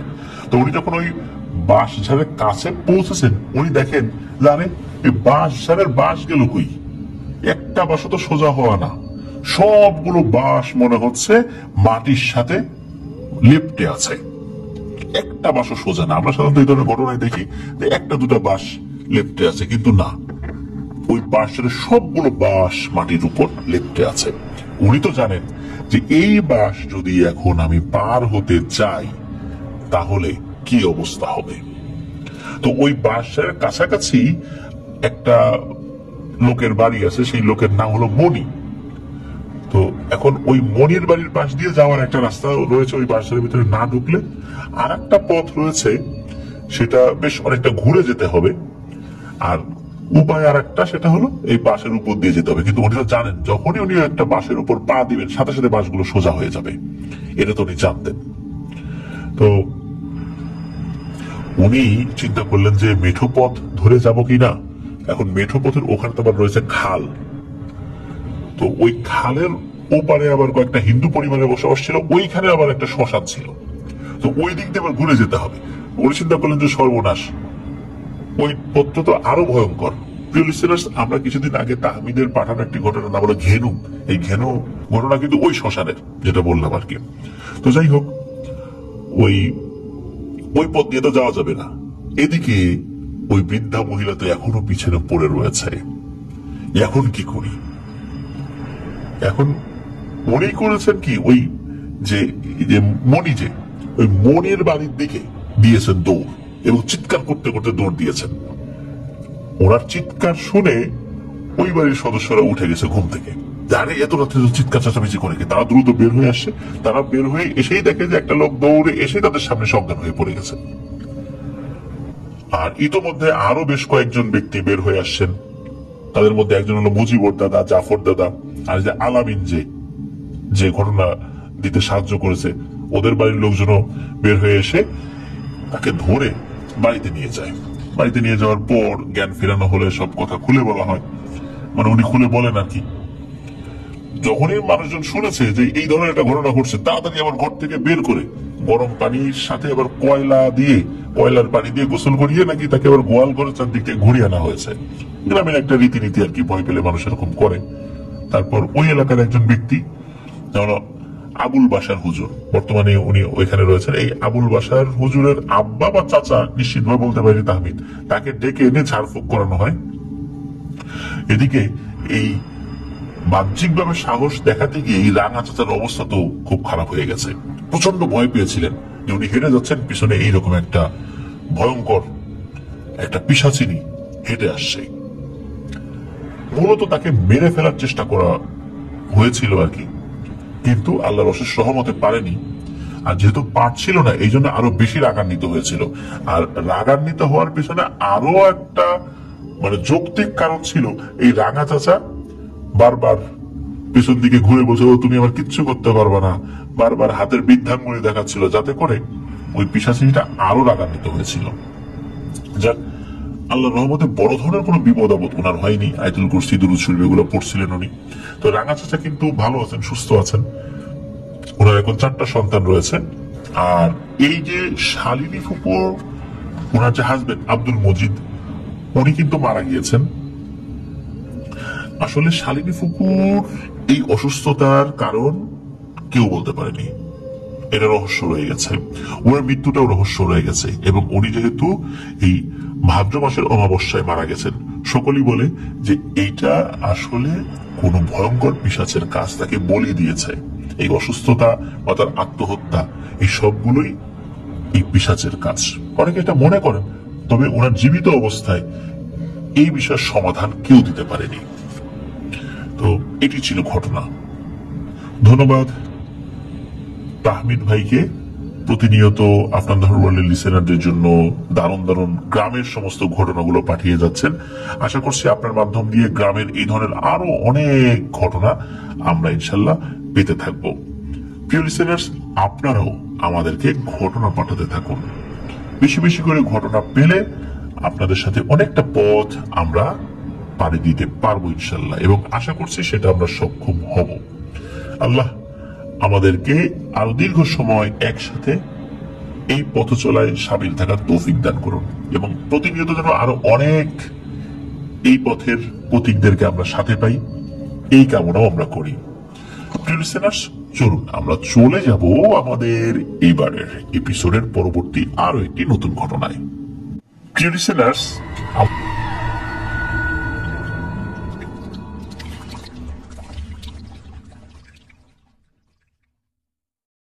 আবারও স্বাগতম জানাচ্ছি প্রিয় লিসেনার্স আমাদের 134তম এপিসোডের নতুন আরো একটি ঘটনায়। এখন যে ঘটনাটি আপনাদের সাথে শেয়ার করব, এই ঘটনাটি আমাদেরকে যিনি পাঠিয়েছেন তার নাম মোহাম্মদ আব্দুল্লাহ আল হাসান আল আমিন। ওনার বাড়ি ময়মনসিংহ জেলার মুক্তাগাছা উপজেলার পাড়াটঙ্গী গ্রামে। তো ঘটনাটি মূলত উনি ওনার দাদির কাছ থেকে সংগ্রহ করেছেন, তার কাছেই বিভিন্ন সময় শুনেছিলেন। ঘটনাটি ঘটেছিল 1995 কি 96 সালের দিকে। আর ঘটনাটি মূলত যার সাথে ঘটেছিল তার নাম আব্দুল বশির। আর আব্দুল বশির ওনার কাকা হন। ওনার কাকা একজন মাছ ব্যবসায়ী ছিলেন। তো একদিন ওনার কাকা নতুন বাজার নামক স্থানে মাছ বিক্রি করতে গিয়েছিলেন। তো বলে রাখা ভালো, সেইখানে একটা ছোট নদী ছিল আর কি, আর ওখানে একটা মোটা কুড়ই গাছ ছিল, যে গাছের নিচে বসে উনি মাছ বিক্রি করছিলেন। তো হঠাৎ করেই জুব্বা পরা, মাথায় পাগড়ি পরা আর মুখে পান খেতে খেতে একটা লোক এসে ওনার কাকাকে বলল, এই চ্যাংরা, 5 টাকার মাছ দে। এখন একজন কাস্টমার এসে এই টাইপের কথা বললে রাগ তো করা যাবে না, উনি কিছু না বলে কিছু মাছ দিলেন। তো ওই লোকটা বলল, এই দে, আর কয়েকটা দে। তো কাকা এবারও কয়েকটা দিলেন অতিরিক্ত। ওই লোকটা আবার বলল, এই দে, আর কয়েকটা দে। তো কাকা আবারও দিলেন। 3 বারের মাথায় ওই পাগড়িওয়ালা আবার বললো যে এই দে, আরো কয়েকটা দে। এইবার কাকার তো রাগ হয়ে গেছে যে 5 টাকার মাছ নিয়ে 2 বার সে অতিরিক্ত মাছ নিল, 3 বার যখন আবার বলেছে, তখন কি রাগটা হওয়া স্বাভাবিক না? তো রাগ করে তাকে বলছেন যে, ওই মিয়া, আপনি কি আমার সাথে মজা করতে আসছেন এখানে? আপনাকে যদি এইভাবে আমি মাছ দিতে থাকি, আমার সব মাছ তো শেষ হয়ে যাবে। আমি অন্য লোকের কাছে মাছ বেচবো কিভাবে? 5 টাকার মাছ কিনে তো আপনি আমার সব মাছ নিয়ে যাবেন দেখতেছি। এই দেন, মাছ দেন, আপনার মাছ নিতে হবে না। এই বলে তার হাত থেকে মাছ নিয়ে তার ওই 5 টাকা ফেরত দিয়ে বলেন যে, আপনার মাছ খাওয়ার দরকার নাই, আপনি মাছ দিয়ে পানি খান, যান, আমার মাছ আপনার খাওয়া লাগবে না। তো এই কথার উত্তরে ওই লোকটা কিছু বললো না, উনি চলে গেলেন। তো যাওয়ার পর কাকা আবার চিন্তা করে, হারে, একটু হুজুর মানুষ, শেষবার মতো চাইছিল, দিতাম, কেন যে এরকম ব্যবহার করলাম। উনি নিজে মন খারাপ করছেন আর কি, সব কথা চিন্তা করে। আচ্ছা, ওনাকে ডাক দিই, একটু সরি বলে জিনিসগুলো দিয়ে দিই, এরকম চিন্তা করছেন আর কি, যে মাপটাপ চাই দিয়ে দিব। তো যখনই এটাকে খোঁজার চেষ্টা করেন, না, তাকে আর খুঁজে পাওয়া গেল না। এত তাড়াতাড়ি লোকটা উদাও হয়ে যাবে এটা তো হওয়ার কথা না। আর ওই লোকটাকে উনি আগে কখনো দেখেনও নাই। আশেপাশে 2-4-10 গ্রামের মানুষও উনি না, এটা নিশ্চিত হয়েছিল, কারণ দীর্ঘ সময় ধরে তো মাছ বিক্রি করতেন, সেখানে এই টাইপের লোকের আনাগোনা উনি আসলে দেখেন নাই। তবে বিষয়টাকে কাকা প্যারানর্মাল ভাবে নিলেন না, উনি সাধারণ মানুষ মনে করেছিলেন। তবে ওই দিন উনি মাছ বিক্রি করে বেশ ভালো লাভ করেছিলেন। তো মাছ বিক্রি করে কাকা যখন সন্ধ্যার দিকে বাড়িতে যান, আর তখন উনি মুখে পান দিয়ে খেতে খেতে যাচ্ছিলেন। তো একটা কথা বলে রাখা ভালো, এই যে এই বশির কাকা, উনি কিন্তু কখনো পান, বিড়ি, সিগারেট এগুলো কিচ্ছু খেতেন না। আশেপাশের লোকজন দেখছে যে এই বশির মিয়া সে পান খেতে খেতে যাচ্ছে, মানে সবার মনের মধ্যে এটাই এসেছে যে আজকে মনে হয় লাভটা হয়েছে, তাই সব করে একটু পান খাচ্ছে আর কি। আর হয় না গ্রামে অনেক সময় মুরব্বী একসাথে বসলে এই নাও একটা পান খাও, হাতে ধরাই দেয়, তখন কেউ পান না খেলেও পান চাবাতে থাকে, হয়তো ওইরকম করে কেউ দিয়েছে, উনি খাচ্ছে। উনি পান খেতে খেতে বাড়িতে গেছে, যাওয়ার পর কাকার মা যখন এই কাকাকে বলছে যে এই নিয়ে গোসল কর, মাছ টাছ বিক্রি করে আসলি গোসল কর, তখন নাকি কাকা মোটা গলায় বলে ওঠে আমি গোসল করব না, আমি পবিত্র।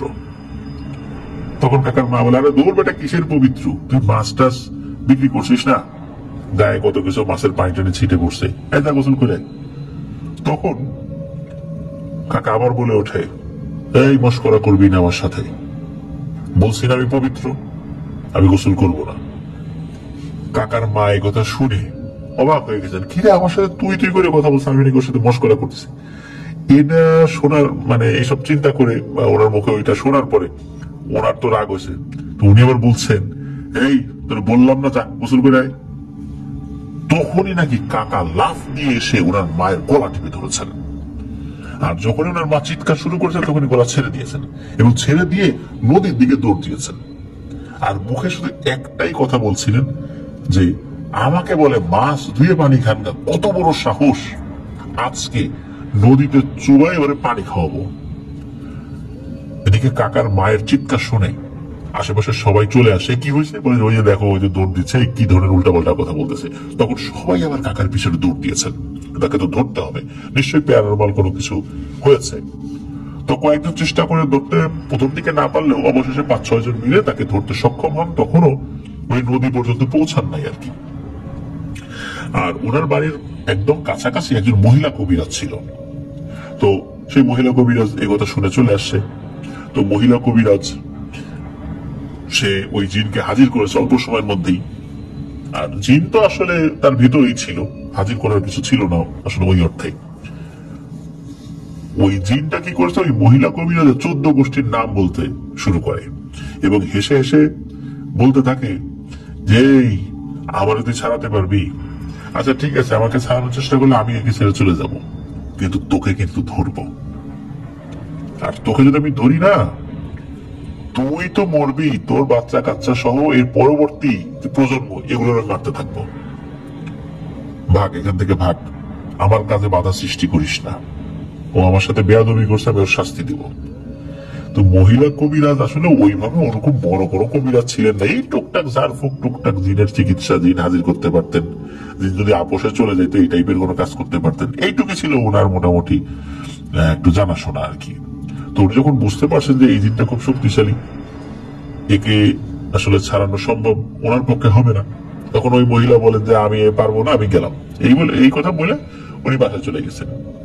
তখন আবার চেচুয়া বাজার নামক একটা জায়গা থেকে একজন কবিরাজকে আনা হয়।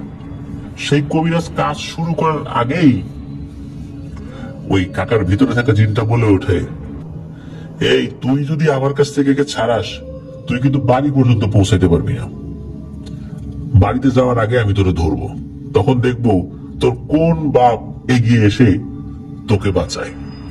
কবিরাজ আসলে ওই মহিলা কবিরাজের মতোই ছিল, তার দৌড়ঝাঁপও খুব বেশি দূর ছিল না, সে বুঝতে পারে এই জিনকে কাবু করা তার পক্ষে সম্ভব না। এখন এই অবস্থায় যখন প্রত্যেকেই সারেন্ডার করে চলে যাচ্ছে, এই উপস্থিত লোকদের মধ্যে একটা লোক উনি আবার আসছেন, হ্যাঁ উনি আবার আসছেন, ওই লোকটাকে ওই গ্রামের সবাই চেনেছে, সেও আসলে টুকটাক কবিরাজ ঝাড়ফুঁক করলেও ওই গ্রামে ওই যে মহিলা কবিরাজ বা এই যে মাত্র যে কবিরাজ আসছে সবাই ধারণা করতো এই দুই কবিরাজের কাছে উনি কিছু না, কিন্তু এই লোকটাই এগিয়ে আসে, এই লোকটার নাম হলো আতামিয়া। আতামিয়া যখন এগিয়ে আসছে ওই জিনটা তো তাকে ভয় দেখানোর চেষ্টা করে, তখন আতামিয়া বলে ওঠে যে একটা কথা মনে রাখিস, আমি আল্লাহ ছাড়ার কাউকে ভয় পাই না। এই কথা বলার সাথে সাথে ওই আতামিয়া কি করছেন, এক হাতে একটা হাতির দাঁত উনি নিয়েই আসছিলেন আর কি, বা শুরুর দিকে ওই মহিলা কবিরা যখন ফেল করছেন তখন হয়তো উনি নিয়ে আবার আসছেন এখানে, যে কোনো একটা কিছু হইতে পারে। তো উনি হাতির দাঁত আর একটা কাঁচি নিয়ে আসছিলেন, এই হাতির দাঁতের উপরে কাঁচি উনি ঘষা দিয়ে কি যেন দোয়া পড়েছেন। এরপরে এই যে বশির কাকা যেখানে ছিলেন আর কি, এর চারদিকে একটা গোল বৃত্ত করেছেন। এর আগেও কিন্তু অন্য কবিরাজদের বৃত্ত করেছে, কিন্তু কোনো লাভ হয়নি আর কি। তো উনি ওই বৃত্ত করে কি যেন পড়ে ওই মাটিতে জাস্ট একটা চর মেরেছে, আর সাথে সাথে মনে হলো বশির কাকা ছটফট শুরু করে দিয়েছে, শরীর কেঁপে উঠছে। আর ওই জিনটা বলতে থাকে যে আমাকে ছেড়ে দে, ছেড়ে দে, আমি আর পারছি না। তখন ওই কবিরাজ বলে যে কেন রে, তোর বাহাদুরি কোথায় গেল? তুই একটু আগে না আরো দুইজনের সাথে কি আচরণ করলি, এখন বল তুই কে, আর এই লোকটার উপর কেন ভর করছিস? তখন ওই জিনটা বলে যে আমার নাম সুলাইমান, আমি 200 বছর ধরে ওই কুড়ুই গাছের ওইখানে আছি। আমি ওর কাছে মাছ কিনতে গেছিলাম, আমি তো ওর কাছে ভিক্ষা নিতে যাইনি।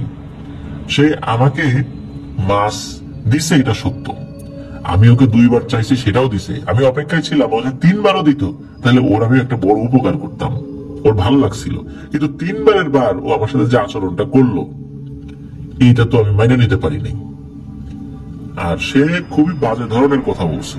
সে বলে মাছ ধুয়ে নাকি পানি খাবো আমি, এটা তো ঠিক করে নাই।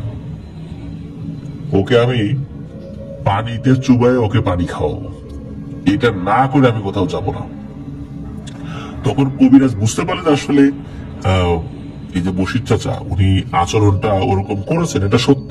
তখন আবার কবিরাজ বলেন যে তুমি মিয়া 5 টাকা দিয়ে মাছ কেনার পর আবার তুমি 1 বার চাইছো সে দিছে, 2 বার চাইছো সে দিছে, 3 বারের বাবার চাইতে গেছো কেন?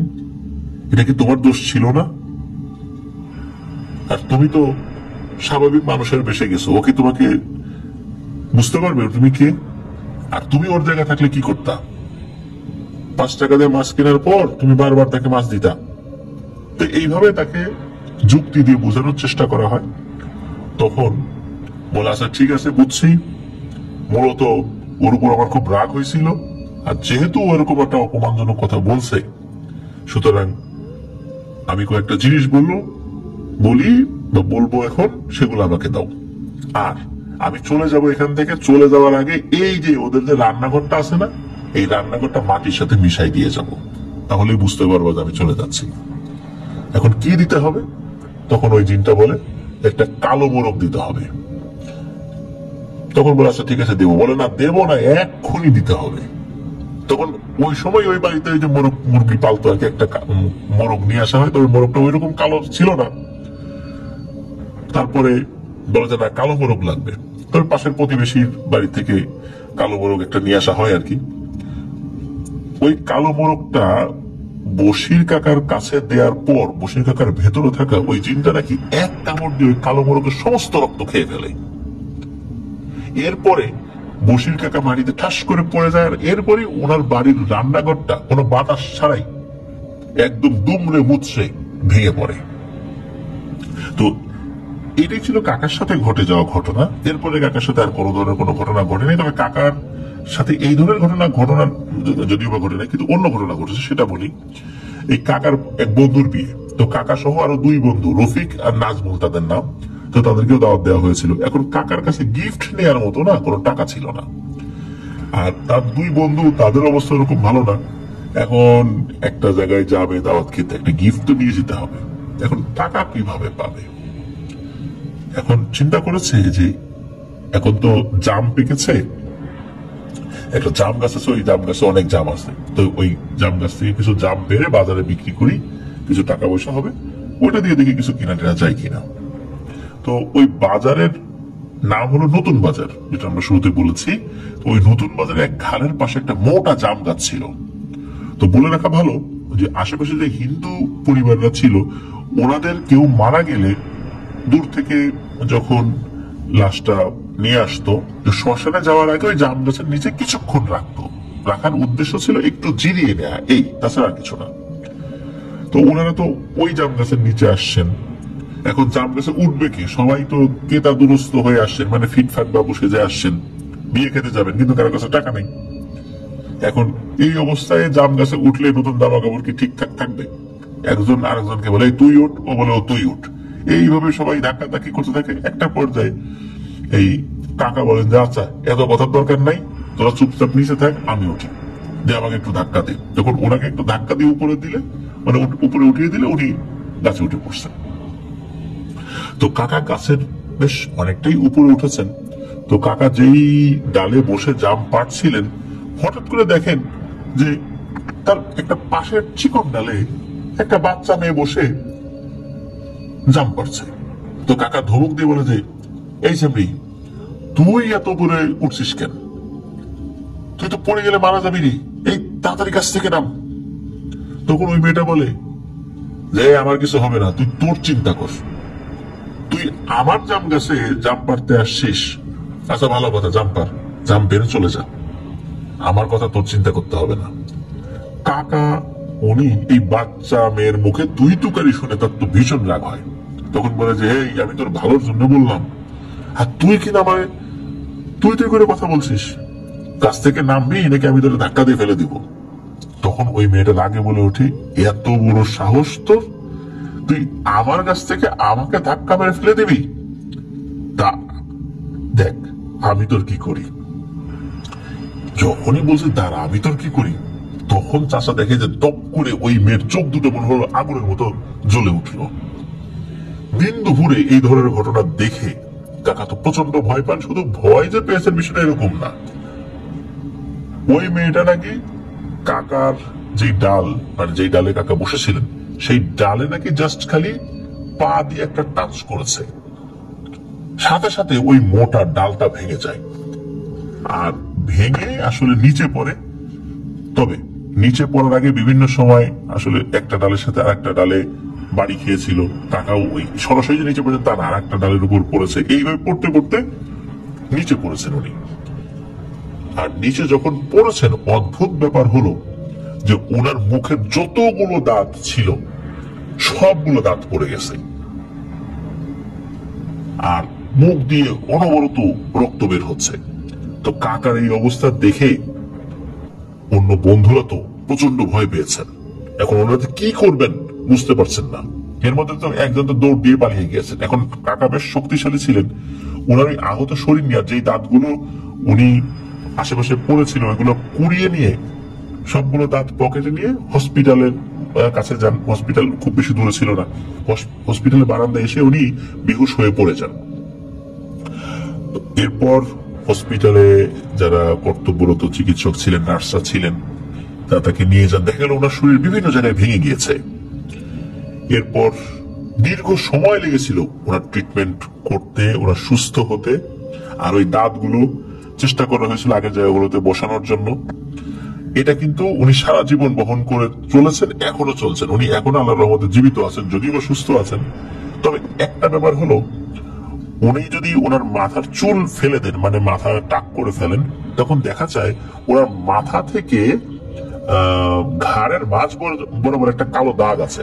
উনি যখনই মাথা নাকি টাক করেন সাথে সাথে উনি বেহুশ হয়ে যান। এরপরে ওনার জ্ঞান ফেরে, কিন্তু মাথা নেড়া করার সাথে সাথে বা টাক করার সাথে সাথে উনি জ্ঞান হারিয়ে ফেলেন। এটা একটা রহস্য। আর ওখান থেকে পড়ে যাওয়ার পর শরীরের হাড়গোড় ভাঙবে এটা ঠিক, কিন্তু সবগুলো দাঁত পড়ে যাবে। যদিও বা উনি বুঝতে পেরেছিলেন পরে যে বিষয়টা অস্বাভাবিক ছিল, আর যেটা ঘটেছে এটা মোটেও স্বাভাবিক না, ওই মেয়েটাও স্বাভাবিক কেউ ছিল না, এটা পরে বুঝতে পেরেছি। কিন্তু ওই অবস্থাতে দিন দুপুরে এটা তো আসলে বোঝা ওনার পক্ষে সম্ভব ছিল না। দিনের বেলা একটা বাচ্চা মেয়ে গাছে উঠতে পারে, গ্রামে এরকম অনেক ছোট ছোট বাচ্চা ছেলে মেয়ে আছে যারা অনায়াসে গাছে উঠতে পারে, উনি ওরকমটাই মনে করেছিলেন। আর একটা বাচ্চা মেয়ের মুখে তুই তুকারি শুনে ওনার তো আসলে ভালো লাগবে না, এটাই স্বাভাবিক, এটাই হয়েছে। আর এইটার প্রতিবাদ করতে গিয়েই উনি এই বিপদটাতে পড়েছিলেন আর কি। তো যাই হোক, এটি ছিল ঘটনা। ধন্যবাদ জানাচ্ছি আমাদেরকে যিনি ঘটনা পাঠিয়েছেন। আশা করছি ওনার কাছ থেকে এমন আরো অনেক ঘটনা ইনশাল্লাহ আমরা পেতে থাকবো। প্রিয় লিসেনার্স, আশা করছি এই ঘটনাটি আপনাদের কাছেও ভালো লেগেছে। জাম গাছে আসলে ছিলই বাকি, এই জন্য এই ঘটনাটির নাম দিয়েছি আমরা জাম গাছের আগন্তুক। প্রিয় লিসেনার্স, চলুন আমরা চলে যাব আমাদের এবারের এপিসোডের পরবর্তী আরো একটি নতুন ঘটনায়। তবে নতুন ঘটনাতে যাওয়ার আগে আবারও বলে দিতে চাই একটা অ্যানাউন্সমেন্ট, সেটি হচ্ছে খুব তাড়াতাড়ি ইনশাল্লাহ আমরা 300 একটি আলট্রা স্পেশাল ঘটনা নিয়ে আসছি। এই ঘটনাটিতে এমন কিছু বিষয় থাকবে যেটা হয়তোবা আপনারা জানতেনই না। জানতেন ভিন্নভাবে জানতেন। এমন এক রহস্যময় ঘটনার আপনারা জানতে পারবেন বা সেই জগৎ সম্পর্কে জানতে পারবেন, এটা আসলে বিশ্বাস করাটাও অনেক কঠিন ব্যাপার। তবে আশা করছি এই ঘটনা আপনাদের নতুন চিন্তার খোরাক যোগাবে ইনশাল্লাহ। যে চিন্তাটা আগে ওভাবে হয়তোবা কখনো করেনি বা করলেও বিষয়টা অন্যভাবে করেছেন। ঘটনাটি আমাদের আফটার দ্য ওয়ার্ল্ড যতগুলো ঘটনা আপলোড করছে এখন পর্যন্ত একক ঘটনা হিসাবে সবচেয়ে দীর্ঘ সময় ধরে সেই ঘটনাটি হবে ইনশাল্লাহ। তবে একটু ধারণা দিয়ে দেই, ঘটনাটি 4 ঘন্টা প্লাস হতে পারে। তবে শুধু যে একটি ঘটনায় এতক্ষণ হবে তা কিন্তু না, আরো কিছু ঘটনা রয়েছে, তবে সেগুলো অত বড় হবে না। আরো বেশ কিছু ঘটনা আমরা আপনাদের সামনে উপস্থাপন করব, আর এই পুরো এপিসোডটাই থাকবে সৌমিত্র রয়ের একক স্পেশাল এপিসোড।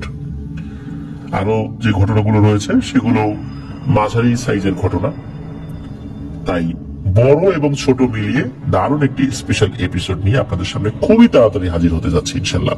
আমাদের প্রস্তুতি আলহামদুলিল্লাহ প্রায় শেষ। আমাদের ঘটনা রেকর্ডিংও প্রায় অর্ধেক শেষ হয়ে গেছে আলহামদুলিল্লাহ। আশা করছি আপনাদের সামনে খুব দারুণ একটি দুর্দান্ত রহস্যময় এপিসোড, আমি বলবো এটা রহস্যময় এপিসোড, কারণ এটা শোনার পর আপনাদের চিন্তার একটা অন্য জগৎ উন্মোচিত হবে ইনশাল্লাহ, আশা করছি। প্রিয় লিসেনার্স, এছাড়াও আর একটা অ্যানাউন্সমেন্ট, সেটা হলো যে এবারের বই মেলায় কিন্তু আমাদের প্রকাশিত 2টি বই আসছে। খুব তাড়াতাড়ি বইগুলোর অর্ডার সংক্রান্ত যে লিঙ্কগুলো সেগুলো আপনাদের সামনে আমরা উপস্থাপন করতে পারবো বলে আশা করছি। প্রিয় লিসেনার্স, আমরা চলে যাব আমাদের এবারের এপিসোডের পরবর্তী আরো একটি নতুন ঘটনায়। আবারও স্বাগত।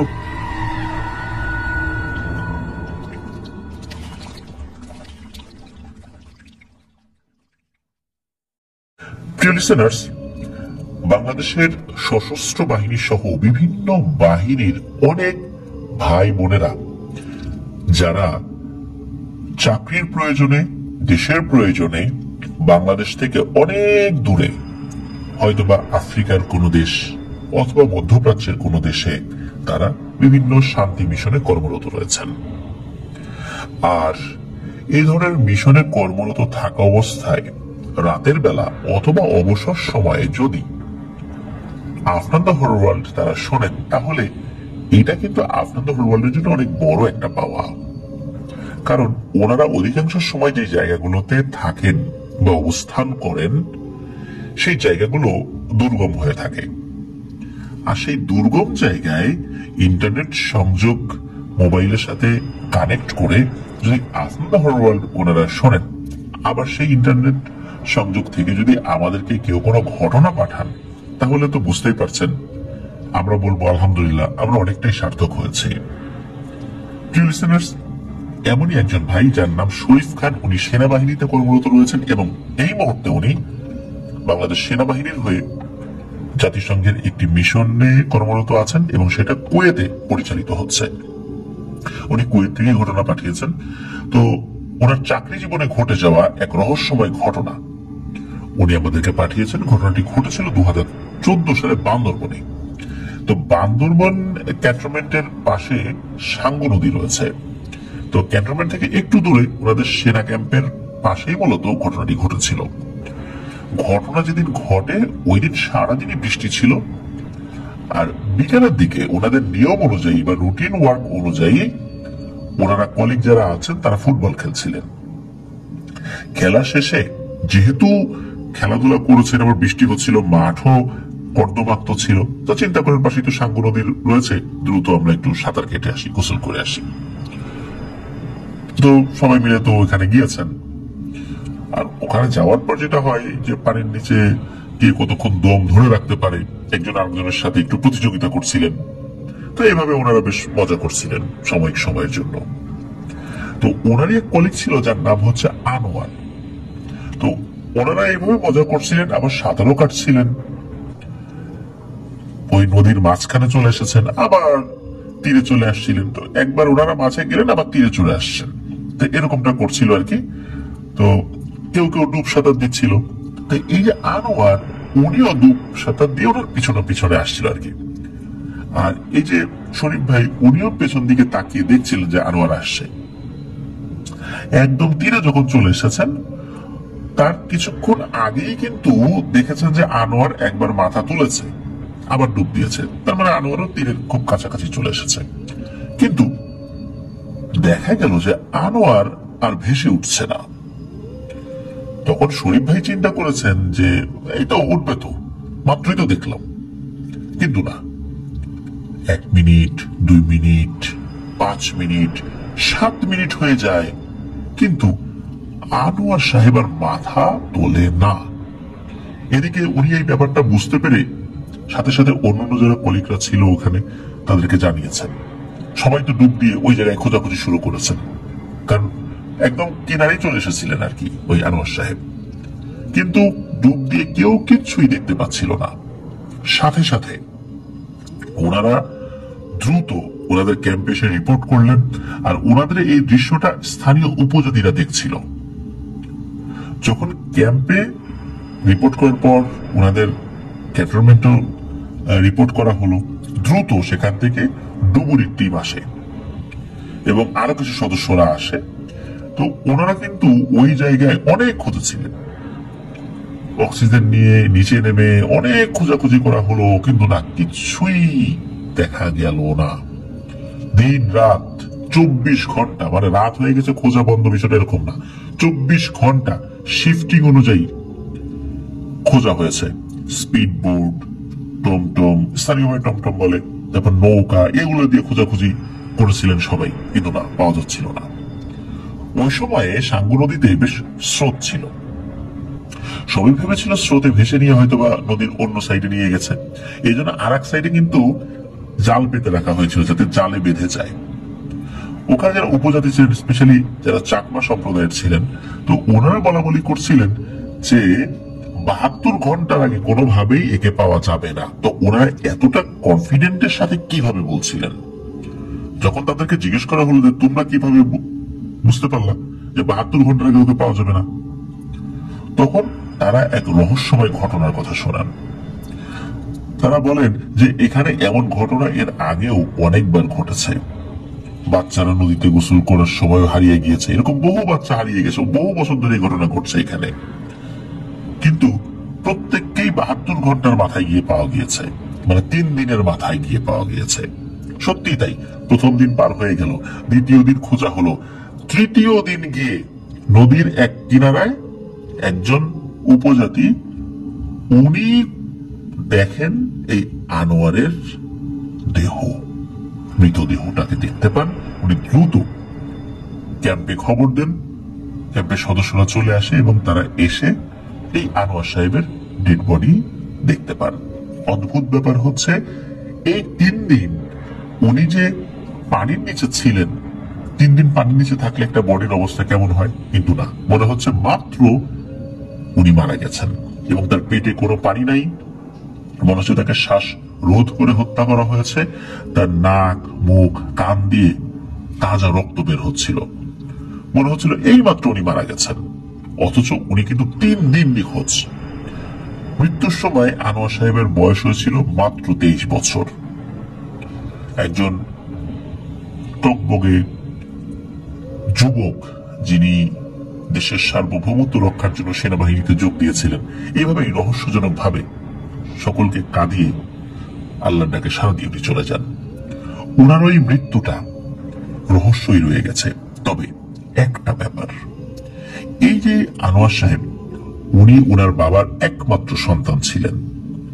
প্রিয় লিসেনার্স, এইখানেই হচ্ছে রহস্যের একটা খোলাসা করার সুযোগ রয়েছে। সেটা হচ্ছে আপনারাও বিভিন্ন সময় এটা দেখে থাকবেন, এমনকি খোঁজ নিয়েও জানতে পারবেন যে পানির নিচে অনেক সময় যেই মানুষরা, বিশেষ করে পুরুষ সদস্যরা, এরা হারিয়ে যায়, রহস্যজনকভাবে মারা যায়। এদের সিংহভাগই পিতামাতার একমাত্র ছেলে সন্তান। মেয়ে সন্তানদের সাথেও এই ঘটনা ঘটে, তবে তুলনামূলক কম ঘটে। সিংহভাগই ছেলে সন্তানদের সাথে ঘটে, যারা এক বাবার এক সন্তান বা পরিবারের একমাত্র সন্তান তারা। কখনো কখনো একটা ছেলে আছে, অন্য সবাই বোন আছে, সেক্ষেত্রে এটা হতে পারে, তবে সেক্ষেত্রে এই ব্যাপারটা ঘটে তুলনামূলকভাবে কম। শুধু একটা সন্তানই রয়েছে, তাও সেটা ছেলে, এই ধরনের ঘটনাই বেশি ঘটে প্রিয় লিসেনার্স। এর পেছনে এক রহস্য রয়েছে, কারণ এই ঘটনাগুলো সাধারণত পানির জিনেরা ঘটিয়ে থাকে এবং এটা ওরা নির্দিষ্ট সময়েই করে থাকে এবং নির্দিষ্ট সময় ওরা বলি হিসাবে নেয়, সে যেই হোক না কেন। এরকম ঘটনা কিন্তু আমরা দেখেছি নীলাদ্রি লেকে, এবং সেই ঘটনাও আপনাদেরকে উপস্থাপন করেছিলাম। বাংলাদেশের রিনাউন্ড একটা গ্রুপ অফ কোম্পানির একজন ডিরেক্টরের ছেলে সেখানে মারা গিয়েছিল সকলের সামনে। তাকেও কিন্তু 3 দিন পরে পাওয়া যায়, এবং 3 দিন পরে যখন পাওয়া যায় মনে হচ্ছে সে মাত্র মারা গিয়েছে। আসলে এই যে ব্যাপারগুলো, এটা আমরা যারা শুনলাম, জানলাম, আমাদের উচিত মানুষদেরকে সতর্ক করা। কেউ বিশ্বাস করুক না করুক, আমাদের কিন্তু দায়িত্ব রয়েছে মানুষকে সতর্ক করা। বিশেষ করে আমি কিন্তু আমার পরিচিত যারা রয়েছে, আমার স্টুডেন্টরা রয়েছে, তাদেরকে কিন্তু মাঝে মাঝে জিজ্ঞেস করি যে তোমরা পিতামাতার একটাই সন্তানকে কে আছো, তখন কেউ কেউ হাত তোলে। তখন তাদেরকে আমি বলি যে ভালো করে সাঁতার শিখবা, বা ওদেরকে কিছু পরামর্শ দিই আর কি। আমি আমার জায়গা থেকে চেষ্টা করি। আপনারাও কিন্তু এই ব্যাপারগুলো নিয়ে সতর্ক থাকবেন, বিশেষ করে যারা পরিবারের একজনই সন্তান রয়েছেন, তারা পানিতে নামার ক্ষেত্রে সতর্ক থাকবেন। আপনি যতই সাঁতার জানেন না কেন, এই বিপদে পড়লে কোনো সাঁতারে কোনো কাজে আসবে না। আল্লাহ আমাদেরকে হেফাজত করুন। প্রিয় লিসেনার্স, চলুন আমরা চলে যাব আমাদের এবারের 134তম এপিসোডে নতুন আরো একটি ঘটনায়।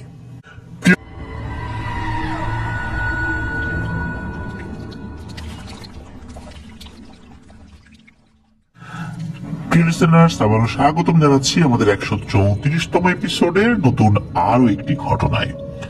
এখন যে ঘটনাটি আপনাদের সাথে শেয়ার করব, এই ঘটনাটি আমাদেরকে যিনি পাঠিয়েছেন তার নাম আরিয়ান তারেক।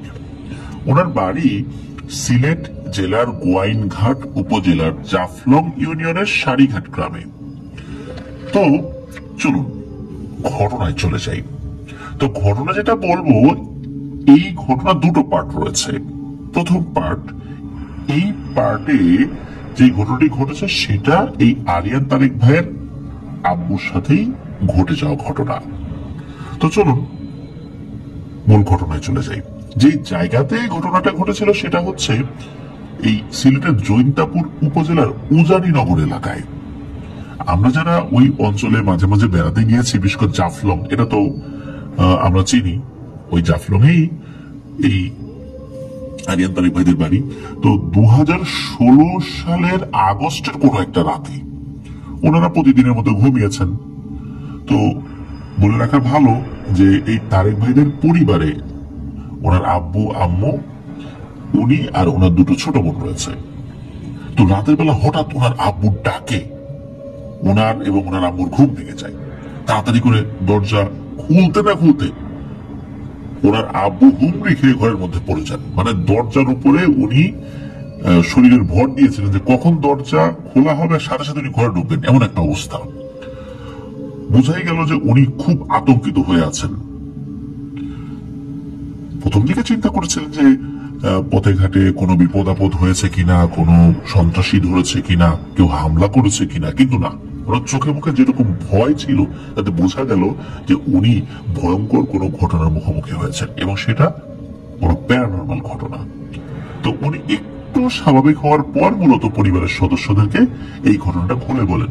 তো উনি বলেন যে উনি বাসায় আসার জন্য যখন রওনা দিয়েছিলেন, তো ওখানে একটা রাস্তা রয়েছে, এটাকে মসজিদ রাস্তা বলে আর কি।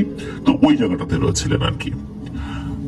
আর এই যে তারেক ভাইদের বাসার সামনে একটা মসজিদ রয়েছে, আর তার বিপরীত দিকে আর একটা রাস্তা রয়েছে। ওই রাস্তা দিয়ে গেলে সামনে একটা মাজার রয়েছে। এই মাজারের সাথে অনেক ঘটনা জড়িত রয়েছে আর কি। অনেকেই নাকি এই মাজারকে গরম মাজার নামে ডেকে থাকে, মানে গরম মাজার, হট মাজার যদি আমরা বলি, মানে হট মানে গরম, ওই গরম আর কি। রাতের বেলা নাকি এখানে অদ্ভুত সুরতের কিছু মানুষদেরকে দেখা যায়, মানে মানুষের অবয়ব দেখা যায় আর কি। এই ধরনের ঘটনার সাক্ষী অনেকেই নাকি ওই এলাকায় রয়েছেন। আর ওখানে হাজার হাজার বা এরকম অসংখ্য কবর রয়েছে বলে অনেকে বিশ্বাস করেন, এবং এই কবরগুলো আসলে কাদের কবর এই বিষয়ে নাকি কোনো তথ্য কারো কাছে নেই। রাতের বেলা হোক আর দিনের বেলাতেই হোক, ওই জায়গাগুলোতে খুব একটা মানুষজন আসা যাওয়া করতে চায় না। এখন উনি রাতের বেলা যখন ওই রাস্তা দিয়ে আসছেন, রাত আনুমানিক তখন 3টা বাজে, ওই রাস্তা দিয়ে উনি আসছেন। তবে উনি ওই মসজিদ রাস্তা দিয়ে আসছেন, ওই মাজারের ওই রাস্তা দিয়ে যাচ্ছিলেন না, কিন্তু মসজিদ রাস্তায় ছিলেন তখন উনি হঠাৎ করে দেখেন ওই চেপা একটা রাস্তা, ওই রাস্তায় 3 লাইন ধরে, মানে ওই রাস্তায় 3টা লাইন রয়েছে, হাজার হাজার মানুষ এই আরিয়ান ভাইয়ের বাবার দিকেই আসছে।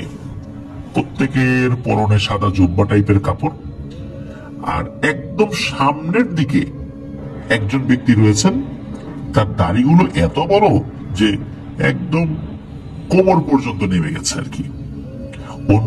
অন্যান্যদেরও দাড়ি আছে, তবে সেটা অত বড় না। তো আস্তে আস্তে তারা এগিয়ে আসছে। তবে এইখানে যে আরিয়ান ভাইয়ের বাবা দাঁড়িয়ে আছেন বা স্তম্ভিত হয়ে দাঁড়িয়ে আছেন, এই বিষয়ে কারো কোনো ভ্রুক্ষেপ নেই। তবে শুরুর দিকে আরিয়ান ভাইয়ের বাবা এটাকে অস্বাভাবিক কিছু মনে করেন নাই। যখন ওই 3টা লাইন আস্তে আস্তে হাঁটতে হাঁটতে ওনার কাছে চলে আসলো, তখন উনি সালাম দিলেন তাদেরকে, কিন্তু ওই সালামের কোনো উত্তর উনি শোনেন নাই। মনে হলো যে ওনারা এটা শোনেনই নেই। তারা তাদের মতো করে হাঁটা শুরু করলো, মানে যে গতিতে হাঁটছিল সেই গতি কিন্তু কমে নাই, তাদের মতো করে মানে ওভাবেই হেঁটে যাচ্ছে। আর রাস্তাটা তো চাপা ছিল যে এই 3টা লাইন যে হেঁটে যাচ্ছে, ওনার আসলে এটা ক্রস করে যে উনি উল্টো দিকে হেঁটে চলে যাবেন এরকম উপায় ছিল না। তো উনি কি করছে, একদম রাস্তার পাশে দাঁড়িয়েছেন আর কি, মানে যতটুকু সরা যায়। ওই রাস্তার পাশে একটা দেয়াল ছিল, ওই দেয়াল ঘেঁষে উনি দাঁড়িয়েছেন, এরপরে আর আসলে সরার সুযোগ নেই। এতগুলো মানুষ পার হতে হতে নাকি 25 থেকে 30 মিনিটের মতো লেগেছে। এর ভিতরে কিন্তু উনি আবার ক্রস করে উল্টা দিকে যাওয়ার সুযোগও পান নাই। আর এই এতগুলো মানুষ তাদের মতো করে হেঁটে হেঁটে যাচ্ছে, কেউ তার দিকে একবারের জন্য তাকায় নেই। যখন সবাই অতিক্রান্ত হয়ে চলে গেল, তখন উনি কি করেছেন, ওনার পথে হাঁটা দিয়েছেন। হঠাৎ করে একসাথে মনে হলো হাজার হাজার শেয়াল ডাকাডাকি শুরু করেছে। এমনিতেই তো শেয়াল যখন ডাক দেয়, ওই সাইড টাইম দিয়ে অন্য শেয়াল থাকলেও তারাও ডেকে ওঠে, তখন বোঝা যায় যে কতগুলো শেয়াল, 5টা 7টা 10টা। কিন্তু হাজার হাজার শেয়াল একসাথে ডেকে উঠলে সেটা খুব ভয়ঙ্কর শোনায়। তো এই আওয়াজটা আসছিল ওর পেছন দিক থেকে, মানে যেই দিকে এই যে 3টা লাইন ধরে যে লোকগুলোকে দেখা গেল এরা চলে গিয়েছে। তো উনি এই শিয়ালগুলোর ডাক দেখার জন্য, মানে কোন দিক থেকে আসছে উৎস দেখার জন্য পেছন দিকে তাকাবেন, হঠাৎ করে ওনার কানের কাছে কেউ ফিস ফিস করে বলে ওঠে, খবরদার পেছনে তাকাস না। জাস্ট একবারই বলেছে। এরপর উনি কি করেছেন, উনি ওনার বাড়ির দিকে দিয়েছেন দৌড়, আর দৌড়ে এই যে দরজার সামনে এসে ধপাস করে পড়ার মতো অবস্থা আর কি। তো এই ঘটনাটাই খুলে বলেন। আসলে ওই যে যারা 3টা লাইনে যাচ্ছিলেন তারা কারা ছিলেন, এত শিয়ালগুলোই বা কোত্থেকে আসলো। পরবর্তীতে একজন ইমাম সাহেবের সাথে কথা বললে উনি জানান যে এই যে তারেক ভাইয়ের আব্বু যাদেরকে দেখেছেন, এরা সবাই একটা গোত্রে বসবাস করা সবাই ভালো জিন আর কি। ওনারা মূলত রাতের বেলা ওই মাজারের ওই সাইডটাতে প্রায়শই যান, তবে মানুষজন তাদেরকে দেখে না। কখনো কখনো কেউ যদি দেখেও ফেলে তাহলে ওনারা কারো ক্ষতি করেন না। আর কেউ ইচ্ছাকৃত ভাবে যদি তাদেরকে বিরক্ত করার চেষ্টা করে, তাহলে হয়তোবা তারা চিন্তা ভাবনা করে যে একে ভয়টায় দেখাবো কিনা। আর ওই দিন তাদের একটা বিশেষ একটা প্রার্থনা ছিল বা এরকম কিছু একটা ছিল। ওই দিন তাদের সকলের সামনে তাদের সর্দার ছিল, যার দাড়ি অনেক বড়। আর যখন এই তারিক ভাইয়ের বাবা সালাম দিয়েছিলেন, সালাম দেওয়ার পর ওরা তো ওনাদের মতো করে চলে যাচ্ছেন। আর যখন উনি দেয়াল ঘেঁষে দাঁড়িয়েই আছেন, তখন কেউ কেউ নাকি ওই সর্দারের কাছে বলেছিল যে সর্দার এই তো এইভাবে দাঁড়িয়ে আছে, আমাদের অসুবিধা হচ্ছে। তখন সর্দার বলছে, খবরদার, ওর মতো দাঁড়িয়ে থাক, তোমরা তোমাদের মতো হাঁটো, ওকে কিচ্ছু বলবো না। এই কারণেই নাকি অন্যান্য জিন যারা আছে, যারা ওই 3 লাইনের যারা সিকিউরিটির দায়িত্ব ছিল, তারা কেউই তারেক ভাইয়ের বাবাকে কিচ্ছু বলেনি। তবে যদি ওইখানে উনি তাদেরকে কোনো ধরনের বিরক্তির কোনো একটা ঘটনা ঘটাতো, যেমন বারবার তাদের সাথে কথা বলার চেষ্টা করত, বিরক্ত করত, তাহলে নাকি তার ক্ষতি হতো। তা আল্লাহর রহমতে ওনার এটা নিয়ে কোনো সমস্যা না হলেও ওই যে ভয়টা পেয়েছেন, এই ভয়ের কারণে ওনার 2 দিন হালকা জ্বর ছিল, এরপরে ওনার ঠিক হয়ে যায়, আর কোনো সমস্যা আল্লাহর রহমতে ওনার হয়নি। তো এটা তো ছিল 2016 সালের ঘটনা। তো এবার আসি বেশ এটা যে আগের ঘটনা বলবো সেটাও না, আবার আগের ঘটনাও বটে। কেন আমি বলছি সেটা হচ্ছে, এই যে তারেক ভাই, উনি তো মাঝে মাঝেই আপনাদের ওয়ার্ল্ড ওনার মোবাইলে চালান। তো একদিন ওনার বাবা দেখছেন যে উনি কিছু একটা শুনছেন, তো যখন জিজ্ঞেস করেন যে কি শুনছো, তখন উনি বলেন যে এই আপনাদের ওয়ার্ল্ডে ভয়ের ঘটনাগুলো প্রচারিত হয়। তখন উনি নিজের থেকে একটি ঘটনা শেয়ার করেছিলেন যে আমার সাথে আর একটা ঘটনা আছে। তো সেই ঘটনাটি তারেক ভাই আমাদের সাথে শেয়ার করেছেন। এবারে পর্বে সেই ঘটনাটি আপনাদের সামনে উপস্থাপন করব। ওনার বাবার নাম হচ্ছে হেলাল। এই তারেক ভাইয়ের বাবার নাম হেলাল, প্রথম অংশে যার ঘটনা বললাম আর কি। তো ছোটবেলায় ওনার খেলার সাথে অনেকে ছিলেন, তার বন্ধু মারুফ, শান্ত, আইমান, সুলতান, এরকম অনেকেই ছিলেন আর কি। তো উনি যখন ছোট ছিলেন তখনকার ঘটনা। তো এই বন্ধু বান্ধবদের এই সার্কেলের আবার মাছ ধরার জন্য বেশ নাম ডাক ছিল এলাকায়। আর তারেক ভাইয়ের আব্বুর একটা শখ ছিল, মানে হেলালাকে একটা শখ ছিল মাছ ধরা। প্রায়শই ওনারা মাছ ধরতে যেতেন। প্রতি রাতের মতো একদিন রাতে ওনারা বাইরে বের হয়েছেন, আর সবাই চলেও গিয়েছেন এলাকার বিলে। আর বছরের নির্দিষ্ট কিছু সময়ে ওই বিলগুলোতে প্রচুর মাছ পাওয়া যায়। তো ওনারা 2-3টা পর্যন্ত, শুধু ওনারা না, আরো অনেকেই আসেন আর কি। তো ওনারা যে সাইডটাতে গিয়েছেন ওই বিলের দক্ষিণ পাশে গিয়েছেন। নর্মালি বিলের দক্ষিণ পাশে সাধারণত কেউ যায় না, কিন্তু ওনাদের তো বয়স কম বলতে কি টকবগে তরুণ আর কি, এসব ভয় ডর আর যে তো নাই। আর যেহেতু একসাথে 4-5 জন আছে, ভয় ডর তো আরো থাকার কথা না। তো ওনারা তো মাছ ধরা ওখানে গিয়ে শুরু করেছেন। মোটামুটি অল্প সময়ের মধ্যেই ওনাদের কাছে যেই ব্যাগগুলো ছিল, যেগুলো নিয়ে এসেছেন, সেগুলো আল্লাহর রহমতে পরিপূর্ণ হয়ে গেছে। ওই এলাকাতে একজন শক্তিশালী জিনের উপস্থিতি রয়েছে, যাকে সবাই নাকি কাল দাদা বলে। ওই নাকি খুবই ভালো এবং ধার্মিক জিন। আর ওনাদের এলাকার মানুষ বলতে এই যে তারেক ভাই যারা আছেন আর কি, ওনাদের যে বংশ, তো এই বংশের কোন লোকের শরীরে নাকি উনি মাঝে মাঝে প্রবেশ করেন, অনেকের সাথে কথা বলেন, নানা পরামর্শ দেন। এটা এখনো চলমান রয়েছে আর কি। আর উনি নাকি 200 বছর ধরে ওই এলাকায় বসবাস করছেন। তো যাই হোক, যদি কেউ কখনো বিপদে টিপদে পড়েছে, তখন দেখা গিয়েছে যে এই কাল দাদা বিভিন্ন সময় তিনি তার সাধ্য অনুযায়ী হেল্প করার চেষ্টা করেছেন। এই কাল দাদা নাকি এই তারেক ভাইদের কোন এক পূর্বপুরুষের মাধ্যম দিয়ে এই গ্রামে এসেছেন, এবং এরপর থেকে উনি এই গ্রাম থেকে আর যান নাই, ওখানেই রয়েছেন। আজ পর্যন্ত নাকি ওই গ্রামে চুরি ডাকাতি খুব একটা হয় না। আর এই যে তারেক ভাই দাদা, উনি বলেছিলেন যে একদিন ভোরবেলা উনি অজু করতে গিয়ে দেখেন এই যে কাল দাদা একদম সামনাসামনি তার সাথে দেখা হয়েছে। কিন্তু দেখা হলেও তিনি যে ওই তারেক ভাই দাদাকে কিছু বলেছেন বিষয় এরকম না। তো তারেক ভাই দাদা সামনাসামনি তাকে দেখেছেন, এবং দেখেন কি এই কাল দাদা হাতে একটা লাঠি নিয়ে কি যেন তাড়াচ্ছেন দৌড় দিয়ে। ওই আমরা গরু ছাগল তারাই না, যে এই হিস হিস করে এরকম তারাই না, তো ওই রকম কিছু একটা শব্দ করে উনি তাড়াচ্ছিলেন। এবং এই শব্দগুলো নাকি এতই বেশি ছিল যে উনি খুব ভয় পাচ্ছিলেন। খুবই অদ্ভুত টাইপের শব্দ ছিল। আর ঘটনা কিন্তু যখন ঘটেছে, এটা কিন্তু রাতের বেলা না, দিনের বেলাতে, শুধু উনি দেখেছেন। আর এই কাল দাদা নাকি যাকে পছন্দ করেন তাকেই শুধুমাত্র দেখাতেন। তো যাই হোক, এবার আসেন আসল ব্যাপারটাতে। সেটা হলো এই যে যিনি আমাদের তারেক ভাইয়ের বাবা, উনি অবশ্য এটা বিশ্বাস করতে চাইতেন না, কারণ উনি তো কখনো দেখেন নাই। তো ওইখানে একটা নদী রয়েছে, সারি নদী বলে। এই সারি নদীতে কোনো একটা সময় নাকি তারেক ভাইয়ের বাবা উনি ডুবে যাচ্ছিলেন।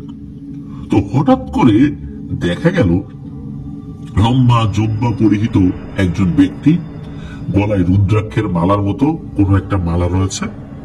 তো উনি এসে খুব করে তার হাত টেনে ধরেছেন এবং হাত টেনে ধরে একদম নদীর পাড়ে নিয়ে রেখেছেন এবং বলছেন, কিরে তুই তো আমাকে বিশ্বাস করিস না তাই না? এখন বিশ্বাস করলি তো? তোদের বংশের এই নিয়ে আমি 6 জনের সামনে আসছি, তুই দিয়ে 6ষ্ঠ ব্যক্তি যে আমাকে তোদের বংশের কেউ দেখলি। এরপরে নাকি উনি সাথে সাথে ভ্যানিশ হয়ে যান। এটা কিন্তু দুপুর বেলার ঘটনা। দুপুরবেলা কিন্তু এই ঘটনা ঘটেছিল, উনি নদীতে পড়ে গিয়েছেন, কোনো কারণে উনি সাঁতার কাটতে পারছিলেন না। হঠাৎ করে নাকি শরীরটা ভারী হয়ে যায়। উনি এমনি সাঁতার কাটতে পারেন, কিন্তু ওই সময় শরীরটা ভারী হয়ে যাওয়ার কারণে নিজের উপর নিয়ন্ত্রণ হারিয়ে ফেলেন। সাঁতার কাটা সম্ভব হচ্ছে ওনার পক্ষে আর কি। যাই হোক, এবার আসি আমরা সেই ঘটনাতে, যেই ঘটনাটা ওই যে মাছ ধরার সময় যেটা চলছিল আর কি, ওই মূল ঘটনাতে চলে আসি। তো মাছ ধরা তো শেষ। যখন শেষ হয়ে যায় তখন রাত 3টা হবে। সকল বন্ধুর বলতে গেলে তো মাছ টাছ বেশ ভালোই পেয়েছে সবাই। এখন সবাই বাড়ির দিকে যাওয়ার সিদ্ধান্ত নিয়েছেন। কিছুক্ষণ হাঁটার পর যখন খালের পাশে ওনারা এসেছেন, ঠিক তখনই ওনার এক বন্ধু, যার নাম মারুফ, সে বলে, চুপ চুপ, সবাই চুপ, একদম শব্দ করা যাবে না। তো সবাই তো চুপ এবং বসে নিচু হয়ে থাক। তো ওনারা মনে করেছেন, মানে এই যে তারিকবার বাবা মনে করেছেন যে, এবং ওনার অন্যান্য বন্ধু বান্ধবরা মনে করেছে হয়তো ভাই বিলে কোনো মাছের পোনা দেখেছে, তাই নীরব হয়ে থাকার কথা বলেছে যাতে মাছগুলো পালিয়ে না যায় শব্দ পেয়ে। কিন্তু 10 থেকে 15 সেকেন্ড পর ওনারা আসল ঘটনা ধরতে পারেন। কারণ ওনারা যে জায়গাটাতে ছিলেন ওটা ইন্ডিয়ান বর্ডারের খুব কাছাকাছি। সেখানে মাঝে মাঝে ওই বর্ডার হয়ে অনেক ধরনের প্রাণী চলে আসতো। বাঘও আসতো ওই সময়, এখন তো আর ওরকম নাই। মাঝে মাঝে হরিণও চলে আসতো, হরিণকে ধরার জন্য বাঘও চলে আসতো। এরকম ঘটনা কিন্তু অনেকেই দেখেছে। বিভিন্ন সময় এই বাঘগুলোকে গ্রামবাসী আটক করত একটা সময়, কারণ সেগুলো গ্রামে ঢুকে গৃহপালিত পশু পাখির পশুগুলোর উপর আক্রমণ করতো আর কি। তবে কিছু কিছু বাঘ ছিল আবার মেছো বাঘ প্রকৃতির আর কি। ওই রকম রয়্যাল বেঙ্গল টাইগার ওইরকম বড় বাঘ খুব একটা দেখা যেত না। আর এই মেছো বাঘ গুলো মূলত বেশি আসতো গ্রামের দিকে। তো যাই হোক, এখন ওনারা তো চুপ করে নিচু হয়ে বসে আছেন, কিন্তু একটা শব্দ ওনাদের কানে ভেসে আসে। এই শব্দ শুনে মনে হচ্ছে কোন একটা হাতি যদি দ্রুত হেঁটে যায় কেমন ধপ ধপ আওয়াজ হয়, ওই রকম। ওনারা চিন্তা করছেন হাতি টাতি নাকি, কিন্তু না। হঠাৎ করে দেখেন প্রকাণ্ড আকারের একটা বাঘ, যার চোখ দুটো আগুনের মতো জল জল করে জ্বলছে। তো এই বাঘ দেখে তো ওনারা এক চুলো নড়তে পারছেন। এই বাঘ আবার ওনাদের সামনে চলে আসছে। চিন্তা করছেন যে সর্বনাশ, এই বাঘের পেটে তো এখন সবাইকে যেতে হবে। কিন্তু না, বাঘ ওনাদেরকে কিছু না করে লাফ দিয়ে আর একটা জায়গায় গিয়ে প্রায় 20 ফুট দৈর্ঘ্যের একটা খাল অতিক্রম করে। আর ওনারা যখন দেখেছেন বাঘ ওখান থেকে সরিয়ে গেছে, ওনারা তো শরীরের সমস্ত শক্তি একত্র করে দিয়েছেন এক দৌড়। গ্রামের পাশেই তো সারি নদী, আর নদীর পাড়ে দিয়ে ওই সময় কিন্তু আসলে এই যে তারিক ভাইদের বাবার বাড়ির রাস্তা ছিল আর কি। এখন তো অনেক রাস্তা হয়ে গেছে, তখন একটি মাত্র রাস্তাই ছিল। ওরা 10 মিনিট প্রাণপণে দৌড়ানোর পর ওই রাস্তাতে চলে আসছেন, কিন্তু মনে করেছিলেন যে এই ঝামেলা আর হবে না। ঝামেলা কিন্তু বাকি ছিল। ওনারা ওইখানে দাঁড়িয়ে পিছন দিকে তাকিয়েছে, তখন কিন্তু নদী অনেকটা দূরে রেখে ওনারা চলে আসছেন। হঠাৎ করে দেখেন ওই যে বাঘটা, ওই বাঘটা ওনাদের অনেক কাছাকাছি চলে এসেছে এবং ওনাদের দিকে খুব রাগান্বিত দৃষ্টিতে দেখেছে। তো ওইখানে তার একবার বাবার 2 বন্ধু ছিল, আইমান এবং সুলতান। এই আইমান এবং সুলতান ওইখানেই অজ্ঞান হয়ে যায়। আর ঠিক ওই মুহূর্তে ওই বাঘটি আবার একই রকম ভাবে লাফ দিয়ে রাস্তা ক্রস করে ওইখানে আরেকটা রাস্তা ছিল ওইটা দিয়ে চলে যায়। তার একবার বাবা, মারুফ এবং শান্ত নামে একজন ছিলেন। তারা চিন্তা করছেন যে এত বড় লাফ একটা বাঘ কি কখনো দিতে পারে? হ্যাঁ, দিতে পারে, কিন্তু এত বড় লাফ তো দিতে পারে না। যাই হোক, ওনারা তো ওই অবস্থার পর চিৎকার শুরু করেছেন। তখন তো বয়স ওনাদের কম, এত সাহস আরো ধরে রাখতে পারেন আর কি। তো চিৎকার করছেন আশেপাশের বেশ কিছু মানুষের ঘুম ভেঙে গিয়েছে, যারা দূরে দূরে বাড়ি ছিল, তারা আলো নিয়ে বের হয়েছেন। তাদের এই আলো দেখে, হাতে যে হারিকেনের আলো এগুলো দেখে ওরা একটু স্বস্তি পান। লোকজন যখন চলে আসে তখন আইমান এবং সুলতানকে ধরে তাদের বাসায় নিয়ে যায় সবাই। তো পরদিন 5 জনই খুব অসুস্থ হয়ে যান। 2-3 দিন পর আল্লাহর রহমতে সব ঠিক হয়ে যায়। তো একজন হুজুর কিছুদিন পরে ওনাদের এলাকায় ওয়াজ মাহফিলে আসেন। তো যখন ওনার কাছে এই বিষয়টা জানানো হয়, উনি এই বিষয়টা নিয়ে জানার জন্য কিছুটা সময় চান। উনি ভারত থেকে আসছিলেন আর কি, খুব বড় একজন আলেম। তো কিছু সময় পর উনি আবার সবাইকে ডাকার পর বলেন যে আসলে আমি যার সাথে কথা বলেছি উনি খুব সম্মানিত একজন, আর ওনাকে এইভাবে ডাকা যায় না যে আমি ডাকলাম চলে আসলো। আমি আমার অনুগত জিনদের মাধ্যমে জেনেছি যে এই এলাকায় কাল দাদা নামে একজন খুব পরহেজগার জিন থাকে, যিনি মানুষের উপকার করেন। মূলত ওই দিন ওই বাঘ বেশে উনি এসেছিলেন। কেন এসেছিলেন এই বিষয়টা নিয়ে কথা বলার জন্য আমি তো তাকে আদেশ করতে পারি না। আমি আমার জিনদেরকে দিয়ে তাকে অনুরোধ করেছি যদি উনি সময় বের করতে পারেন আমার সাথে যেন এসে একটু সাক্ষাৎ করেন, আমি ওনার সাক্ষাৎ প্রার্থী।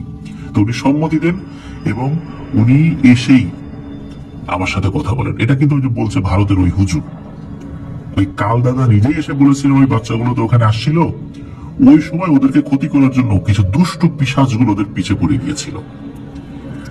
আর ওই কাল দাদা যদি ওই সময় এসে ওদেরকে না তাড়াতেন তাহলে এই 5 জনেরই ভয়ঙ্কর বিপদ হতো। উনি মূলত দেখেছিলেন যে ওদের পিছনে পিশাচগুলো রয়েছে, তাই বাঘ বেশে এসে ওদেরকে তাড়িয়ে নদীর ওই পাশে পার করে দিয়েছিলেন। আর পরবর্তীতে এসে একটু রাগান্বিত দৃষ্টিতে তাদেরকে ভয় দেখিয়েছিলেন, কারণ হচ্ছে এই বিলের এই দক্ষিণ সাইডে আসার কথা না কারো। তো ওরা ওখানে কেন আসলো? এই দক্ষিণ সাইডে অনেক ভয়ের ঘটনা ঘটে, এই দুষ্ট পিশাচগুলো দক্ষিণ সাইডেই থাকে। এখানে তো ওদের বড় ধরনের বিপদ হতে পারত। এই জন্য মূলত উনি রাগ করেছিলেন আর কিছুটা ভয় দেখানোর জন্য বেশ রাগান্বিত দৃষ্টিতে তাকিয়েছিলেন, এটাই, আর কিছু না। তো এই কাল দাদা নাকি এখনো রয়েছেন, এখনো ওই বংশের লোকদের উপর মাঝে মাঝে ভর করেন, কথা বলেন। আর উনি একটি করই গাছে নাকি পরিবার সহ থাকেন, উনি একা নান, উনি পরিবার সহই নাকি থাকেন। তো যাই হোক, এটি ছিল ঘটনা। প্রিয় লিসেনার্স, আসলেই আমরা এই ধরনের ভালো জিনদের কথা অনেকেই জানি না। অনেকেই কিন্তু মানুষকে হেফাজত করার জন্য অনেক চেষ্টা করে যাচ্ছেন, এবং এদের ওসিলায় কিন্তু অনেক সময় আমরা অনেক পিশাচ জিনদের হাত থেকেও বেঁচে যাই। আল্লাহ তাআলা ইনাদের হায়াত দারাজ করুন, সেই সাথে আমাদেরকেও সতর্ক থাকার তৌফিক দান করুন। ধন্যবাদ জানাচ্ছি তারেক ভাইকে আপনার পরিবারের সাথে ঘটে যাওয়া কিছু ঘটনা আমাদের সাথে শেয়ার করার জন্য। আশা করছি আপনার কাছ থেকে আরো অনেক ঘটনা আমরা সামনে পাবো। প্রিয় লিসেনার্স, চলে যাব আমাদের এবারের 134তম এপিসোডের ষষ্ঠ এবং শেষ ঘটনায়। আশা করছি আমাদের এই 5টি ঘটনা আপনারা দারুণ এনজয় করেছেন। আর যদি এনজয় করেই থাকেন তাহলে আমাদের চ্যানেলে এখনো যারা সাবস্ক্রাইব করেননি তারা সাবস্ক্রাইব করতে কিন্তু ভুলবেন না। আর যারা সাবস্ক্রাইব করে ফেলেছেন অথচ আমাদের ফেসবুক পরিবারের সদস্য হননি, তাদেরকে বলছি আমাদের ফেসবুক পরিবারের সদস্য হয়ে যেতে পারবেন। আমাদের ফেসবুক পেজ এবং গ্রুপের লিংক এই ভিডিও ডেসক্রিপশনে দেওয়া রয়েছে। সেখানে গিয়ে আপনারা আমাদের পরিবারের সদস্য হয়ে, বিশেষ করে ফেসবুক পরিবারের সদস্য হয়ে আপনারা ফেসবুক পেজে কমেন্ট করতে পারবেন এবং ফেসবুক গ্রুপে কমেন্ট পোস্ট দুটোই করতে পারবেন। কোন ঘটনা ভালো লাগছে সেটা জানিয়ে আপনারা রিভিউ দিতে পারেন। আপনাদের রিভিউগুলো আমরা খুবই গুরুত্বের সাথে দেখার চেষ্টা করি। আপনাদের গঠনমূলক যে কোনো পরামর্শ আমরা সর্বোচ্চ চেষ্টা করি সেগুলো যেন আমরা আপনাদের মতো করে উপস্থাপন করতে পারি। প্রিয় লিসেনার্স, চলুন আমরা চলে যাব আমাদের এবারের এপিসোডের শেষ ঘটনায়। প্রিয়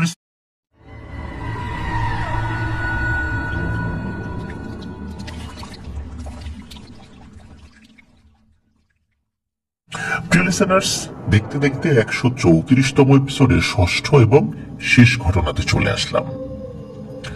আমরা যখন বিভিন্ন ধরনের ভয়ের ঘটনাগুলো বলি, আপনারা খেয়াল করবেন প্রায় 99% ঘটনার ক্ষেত্রেই বাস্তব জগতের সাথে অতি প্রাকৃত জগতের যখন একটা কম্বিনেশন হয় সেটাই ভয়ের ঘটনার দিকে চলে যায়। কিন্তু কোনো ঘটনা যদি এমন হয় সেটা পুরোটাই স্বপ্নে, কোন একটা মেসেজ দেয়া হচ্ছে সেই ঘটনার মধ্যে, তাহলে জিনিসটা কেমন হতে পারে? হ্যাঁ প্রিয় লিসেনার্স, এমন একটি ঘটনা এখন আপনাদের সামনে উপস্থাপন করতে যাচ্ছি। এই ঘটনাটি আমাদেরকে যিনি পাঠিয়েছেন উনি একজন রেমিটেন্স যোদ্ধা ভাই, ওনার নাম শাকিল আহমেদ। উনি বর্তমানে সৌদি আরবের তাইফ শহরে রয়েছেন। তাইফ শহর সম্পর্কে একটু না বললে আমার মনের মধ্যে কিছুটা আক্ষেপ রয়ে যাবে। সৌদি আরবে যাওয়ার পর যে শহরটা সবচেয়ে সুন্দর লেগেছে সৌন্দর্যের দিক বিবেচনায়, সেটি হচ্ছে তাইফ। সমুদ্র সমতল থেকে অনেক উঁচুতে এই তাইফ শহরের অবস্থান। তাইফ এত উপরে হওয়ার পরেও এটি মূলত কৃষি নির্ভর একটি এলাকা। তাইফে অনেক বাগান রয়েছে, ফলের বাগান রয়েছে, ফুলের বাগান রয়েছে, আর কৃষি খামার বা মাজরা যেটাকে বলে এগুলো তো রয়েছেই। তাইফ শহরটাকে আমার কাছে ছবির মতো মনে হয়। আমি তাইফে পরিবার সহ আল সালামিয়া নামক স্থানে বেশ কয়েক রাত ছিলাম। তো আলহামদুলিল্লাহ মসজিদে ইবনে আব্বাস রাদিয়াল্লাহু তাআলা আনহু সহ বিভিন্ন জায়গা পরিদর্শন করেছি। আপনারা হয়তো অনেকেই ওই জায়গার আশেপাশে রয়েছেন, আমাদের যারা রেমিটেন্স যোদ্ধা ভাইরা আছেন ওই এলাকায় থাকেন, তো ওখানে গিয়েও অনেকের সাথে আমার দেখা হয়েছে আলহামদুলিল্লাহ। তো এই যে শাকিল আহমেদ ভাই, উনি কিন্তু সৌদি আরবেরই একটি মাজরা বা বাগানে কর্মরত রয়েছেন। তো ওনার বাবা এবং ওনার আপন ছোট ভাই তারাও সৌদি আরবের অন্য একটি শহরে রয়েছেন, আল কাসিম শহরে রয়েছেন বলে জানিয়েছেন। তো 2024 সালের সেপ্টেম্বর মাসের 20 তারিখ রাতে উনি একটি স্বপ্ন দেখেন। মূলত উনি তাইফ থেকে রাত 3টার দিকে গাড়ি লোড করে, বিশেষ করে সবজির গাড়ি লোড করে তাইফ থেকে উনি জেদ্দায় যান। তো জেদ্দায় যেতে মোটামুটি ওনার ঘন্টা 2-2.5 বা ম্যাক্সিমাম ঘন্টা 3 লেগে যায় আর কি। তো উনি মোটামুটি একটু আর্লি শুয়ে পড়েন আর রাত 3টারও বেশ খানিক্ষণ আগে উঠে পড়েন। এরপর উনি চলে যান ওনার জিনিস নিয়ে জেদ্দাতে। উনি ওই রাত্রে অন্যান্য রাতের মতোই শুয়েছিলেন। তো শোয়ার পর হঠাৎ করে উনি একটা স্বপ্ন দেখেন। স্বপ্নে উনি দেখেন যে ওনাদের বাড়িতে ওনারা আছেন, ওনার মা বাবা দুজন, তারা তাদের মতো করে কথা বলছে, তারপর ওনার ভাই আছে, উনি আছেন। হঠাৎ করে কোত্থেকে যেন একটা ভয়ঙ্কর কালো কুচকুচে সাপ চলে আসে। এই সাপটা ঘরের মধ্যে ঢুকে পড়ে। তো এই সাপটা দেখার পর অন্যান্য সবাই বিচলিত হয়ে যায় অনেকটাই। তো উনিও বিচলিত হয়ে যান। তবে ওনার বিচলিত হওয়া, মানে শাকিল আহমেদ ভাইয়ের বিচলিত হওয়াটা বেশি, অন্যান্যরা খুব অতটা বিচলিত আসলে হচ্ছে না। তো সাপটা কি করলো, ঘর থেকে আবার বাইরে চলে গেল। তো উনিও বাইরে চলে গিয়েছেন সাপটাকে তাড়া করতে করতে, মানে সাপটাকে তাড়িয়ে দেবেন। আমরা দেখি অনেক সময় উঠানে খড় নেড়ে দেয়া থাকে আর কি, যখন ধানগুলা মারাই হয়ে যায় সেটাকে শুকানোর জন্য। তো ওই খড়গুলো কিন্তু সরানো নাড়ানো, মানে এলোমেলো করে ভালো করে শুকানোর জন্য কিন্তু এক ধরনের বাঁশের তৈরি বিশেষ এক ধরনের একটা লাঠির মতো থাকে। অনেকে এটাকে কাদাল বলে, তো বিভিন্ন ধরনের নামে, আঞ্চলিক নামে সেটাকে অভিহিত করা হয়। তো ওই রকম একটা জিনিস ছিল যেটার মাথার দিকে আংশিক একটু বাঁকা থাকে, মানে কঞ্চি যেই দিক দিয়ে বের হয় ওখানে কেটে দেওয়া থাকে। এই জন্য ওই অংশটা দিয়ে, মানে একটা কোটার মতো আর কি, ঠিক কোটা না, ওইটা দিয়ে খড়গুলো এলোমেলো করা হয়। তো ওই একটা জিনিস উনি হাতে পান এবং ওইটা নিয়ে উনি সাপটাকে ধাওয়া করেন। তো সাপটা থেমে যায়, থেমে ফোনা তুলে ওনার দিকে তাকায়। তো উনি কি করেন, ওনার হাতের ওই লাঠিটা দিয়ে ওই সাপটির মাথায় সজোরে আঘাত করে। আঘাত করার পর সাপটি ছটফট না করে, পালিয়ে না গিয়ে এগিয়ে এসে ওরা ডান পায়ে একটা কামড়, বাম পায়ে একটা কামড় দেয়। তো এরকম কামড় দেওয়ার পরে ওই সাপটি ওখান থেকে চলে যায়। এরপর উনি তো হাত থেকে ওই লাঠিটা ফেলে দিয়ে চিৎকার চেঁচামেচি শুরু করেন। ওনার কাছে মনে হচ্ছে ওনার শরীরটা ভারী হয়ে যাচ্ছে, শরীরে বিষক্রিয়া ছড়িয়ে পড়েছে। চিৎকার চেঁচামেচি শুরু করতে থাকেন। ওনার পরিবারের সদস্যরা চলে আসে, কি হয়েছে কি হয়েছে, উনি বলেন যে এই যে আমাকে সাপে কেটেছে। আর অনেক লোকজন চলে আসেন। উনি কিছুক্ষণ পরেই বুঝতে পারেন উনি মারা গেছেন। ওনার ডেড বডি পাশে শুইয়ে রাখা, উনি ওনার ডেড বডিকে দেখতে পাচ্ছেন, সবাই কান্নাকাটি করছে। কিন্তু উনি ওনার মাকে বলছেন যে মা কেঁদো না, আমি তো মরি নেই। কিন্তু অনেকেই ওনার কথা ওভাবে শুনতে পাচ্ছে না, আর উনি ওনার মতো করে বলেই যাচ্ছেন। উনি বুঝতে পারলেন যে উনি ওনার ডেড বডিটা দেখছেন, ওনার আত্মাটা ওই ডেড বডিটাকে দেখছে আর কি। মূলত মানে আত্মা থেকে শরীর বিচ্ছিন্ন হয়ে গেছে। সবাই তো কান্নাকাটি করছে, ওই লাশকে দাফন করার বন্দোবস্ত করছে। আর ওই মুহূর্তে উনি আল্লাহর কাছে খুব করে কান্নাকাটি করছেন যে আল্লাহ, আমাকে আর একবার সুযোগ দাও, আমাকে আর একবার জীবিত করে দাও, আমি ভালো কিছু কাজ করে আসি। আমার অনেক ভালো কাজ এখনো বাকি রয়ে গেছে, অনেক অসমাপ্ত কাজ রয়ে গেছে, সেগুলো শেষ করে আসি, আমাকে আর একবার সুযোগ দাও। এরকম করে উনি তো আল্লাহর কাছে বলছেন। এদিক দিয়ে ওনার ডেড বডিটাকেও নিয়ে যাওয়া হচ্ছে কবরের দিকে। তো এভাবেই ওনার ঘুমটা ভেঙে যায়। দেখেন যে 3টার প্রায় কাছাকাছি বেজে গেছে। দ্রুত উঠে উনি ট্রাকের কাছে চলে যান, কারণ উনি যেখানে থাকেন তার কাছে একটা বিশাল সবজির একটা বাজার আছে আর কি। ওখান থেকে মূলত ট্রাক নিয়ে চলে যেতে হয় জেদ্দার দিকে। তো উনি সেখানে গিয়েছেন, গিয়ে তো জেদ্দায় চলে যান। এরপরে উনি বেশ কয়েকবার এই একই স্বপ্ন দেখেছেন, ঠিক সেম স্বপ্ন উনি বারবার বারবার দেখছেন। আসলে এই স্বপ্নের রহস্যটা কি? স্বপ্নের রহস্য আমরা আসলে বলার মতো সক্ষমতা রাখি না। তবে এই ঘটনার মধ্যে কিন্তু একটা শিক্ষণীয় ব্যাপার রয়েছে আমাদের সকলের জন্য। সেটি হচ্ছে, ঠিক এইভাবেই আল্লাহর নির্দেশে যখন আজরাইল আলাইহিসসালাম এসে আমাদের সামনে হাজির হবেন, তখন কিন্তু আমরা সবাই আল্লাহর কাছে বলবো, আল্লাহ আর একটু সুযোগ দাও, একটু ভালো কাজ করে আসি, অনেক কাজ বাকি রয়ে গেছে। কিন্তু আজরাইল আলাইহিস সালাম কিন্তু সেই সুযোগ আমাদেরকে দেবেন না, কারণ আমাদের হায়াত সেখানেই শেষ হয়ে যাবে। তো এরকম অনেকগুলো ঘটনাই কিন্তু বাস্তব জীবনেও আমরা বিভিন্ন সময় শুনেছি, এবং বিভিন্ন কিতাবে কিন্তু এই ধরনের ঘটনা উল্লিখিত আছে। তো সেই ঘটনাগুলো এখন আলোকপাত করতে চাই না। মূল কথা এটাই যে আমাদের কখন সময় শেষ হয়ে যাবে আমরা কেউ বলতে পারি না।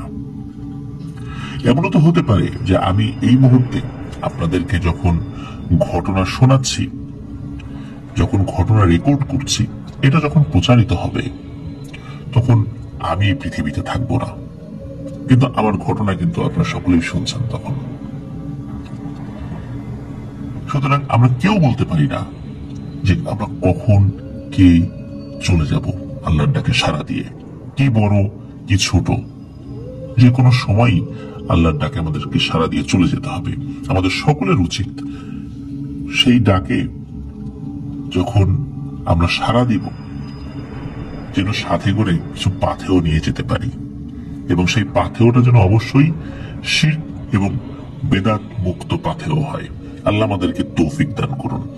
ধন্যবাদ শাকিল আহমেদ ভাইকে। মূলত উনি কোনো ভয়ের ঘটনা পাঠান নাই, একটি স্বপ্ন পাঠিয়েছেন শুধু, উনি কি স্বপ্ন দেখেছেন। তবে আমি অনুরোধ করব যে স্বপ্নের ব্যাপারগুলো কাউকে এভাবে না বলাটাই ভালো হবে। স্বপ্নের ব্যাপারটা আমরা প্রকাশ করতাম না বা আমরা প্রচার করতাম না, কিন্তু যেহেতু এর মধ্যে একটা শিক্ষণীয় ব্যাপার রয়েছে, এই জন্যই মূলত এই ব্যাপারটি সকলের সামনে উপস্থাপন করলাম। প্রিয় লিসেনার্স, আজকের এপিসোড এই পর্যন্তই। সবাই ভালো থাকবেন, সুস্থ থাকবেন। ইনশাল্লাহ শুক্রবার বিকাল 4টায় মুন্সিগঞ্জ সদরের হরগঙ্গা কলেজে প্রিয় মুন্সিগঞ্জ বাসীর সাথে দেখা হতে যাচ্ছে। আমার জন্য দোয়া করবেন, আমার পরিবারের জন্য দোয়া করবেন, আপনাদের জন্য দোয়া রইল, আপনাদের পরিবারের প্রত্যেকের জন্য দোয়া রইল। মহান আল্লাহ সুবহানাহু ওয়া তাআলা আমাদেরকে ভালো রাখুন, সুস্থ রাখুন, নিরাপদে রাখুন, আফনান দ্য ওয়ার্ল্ডের সাথে রাখুন। আসসালামু আলাইকুম।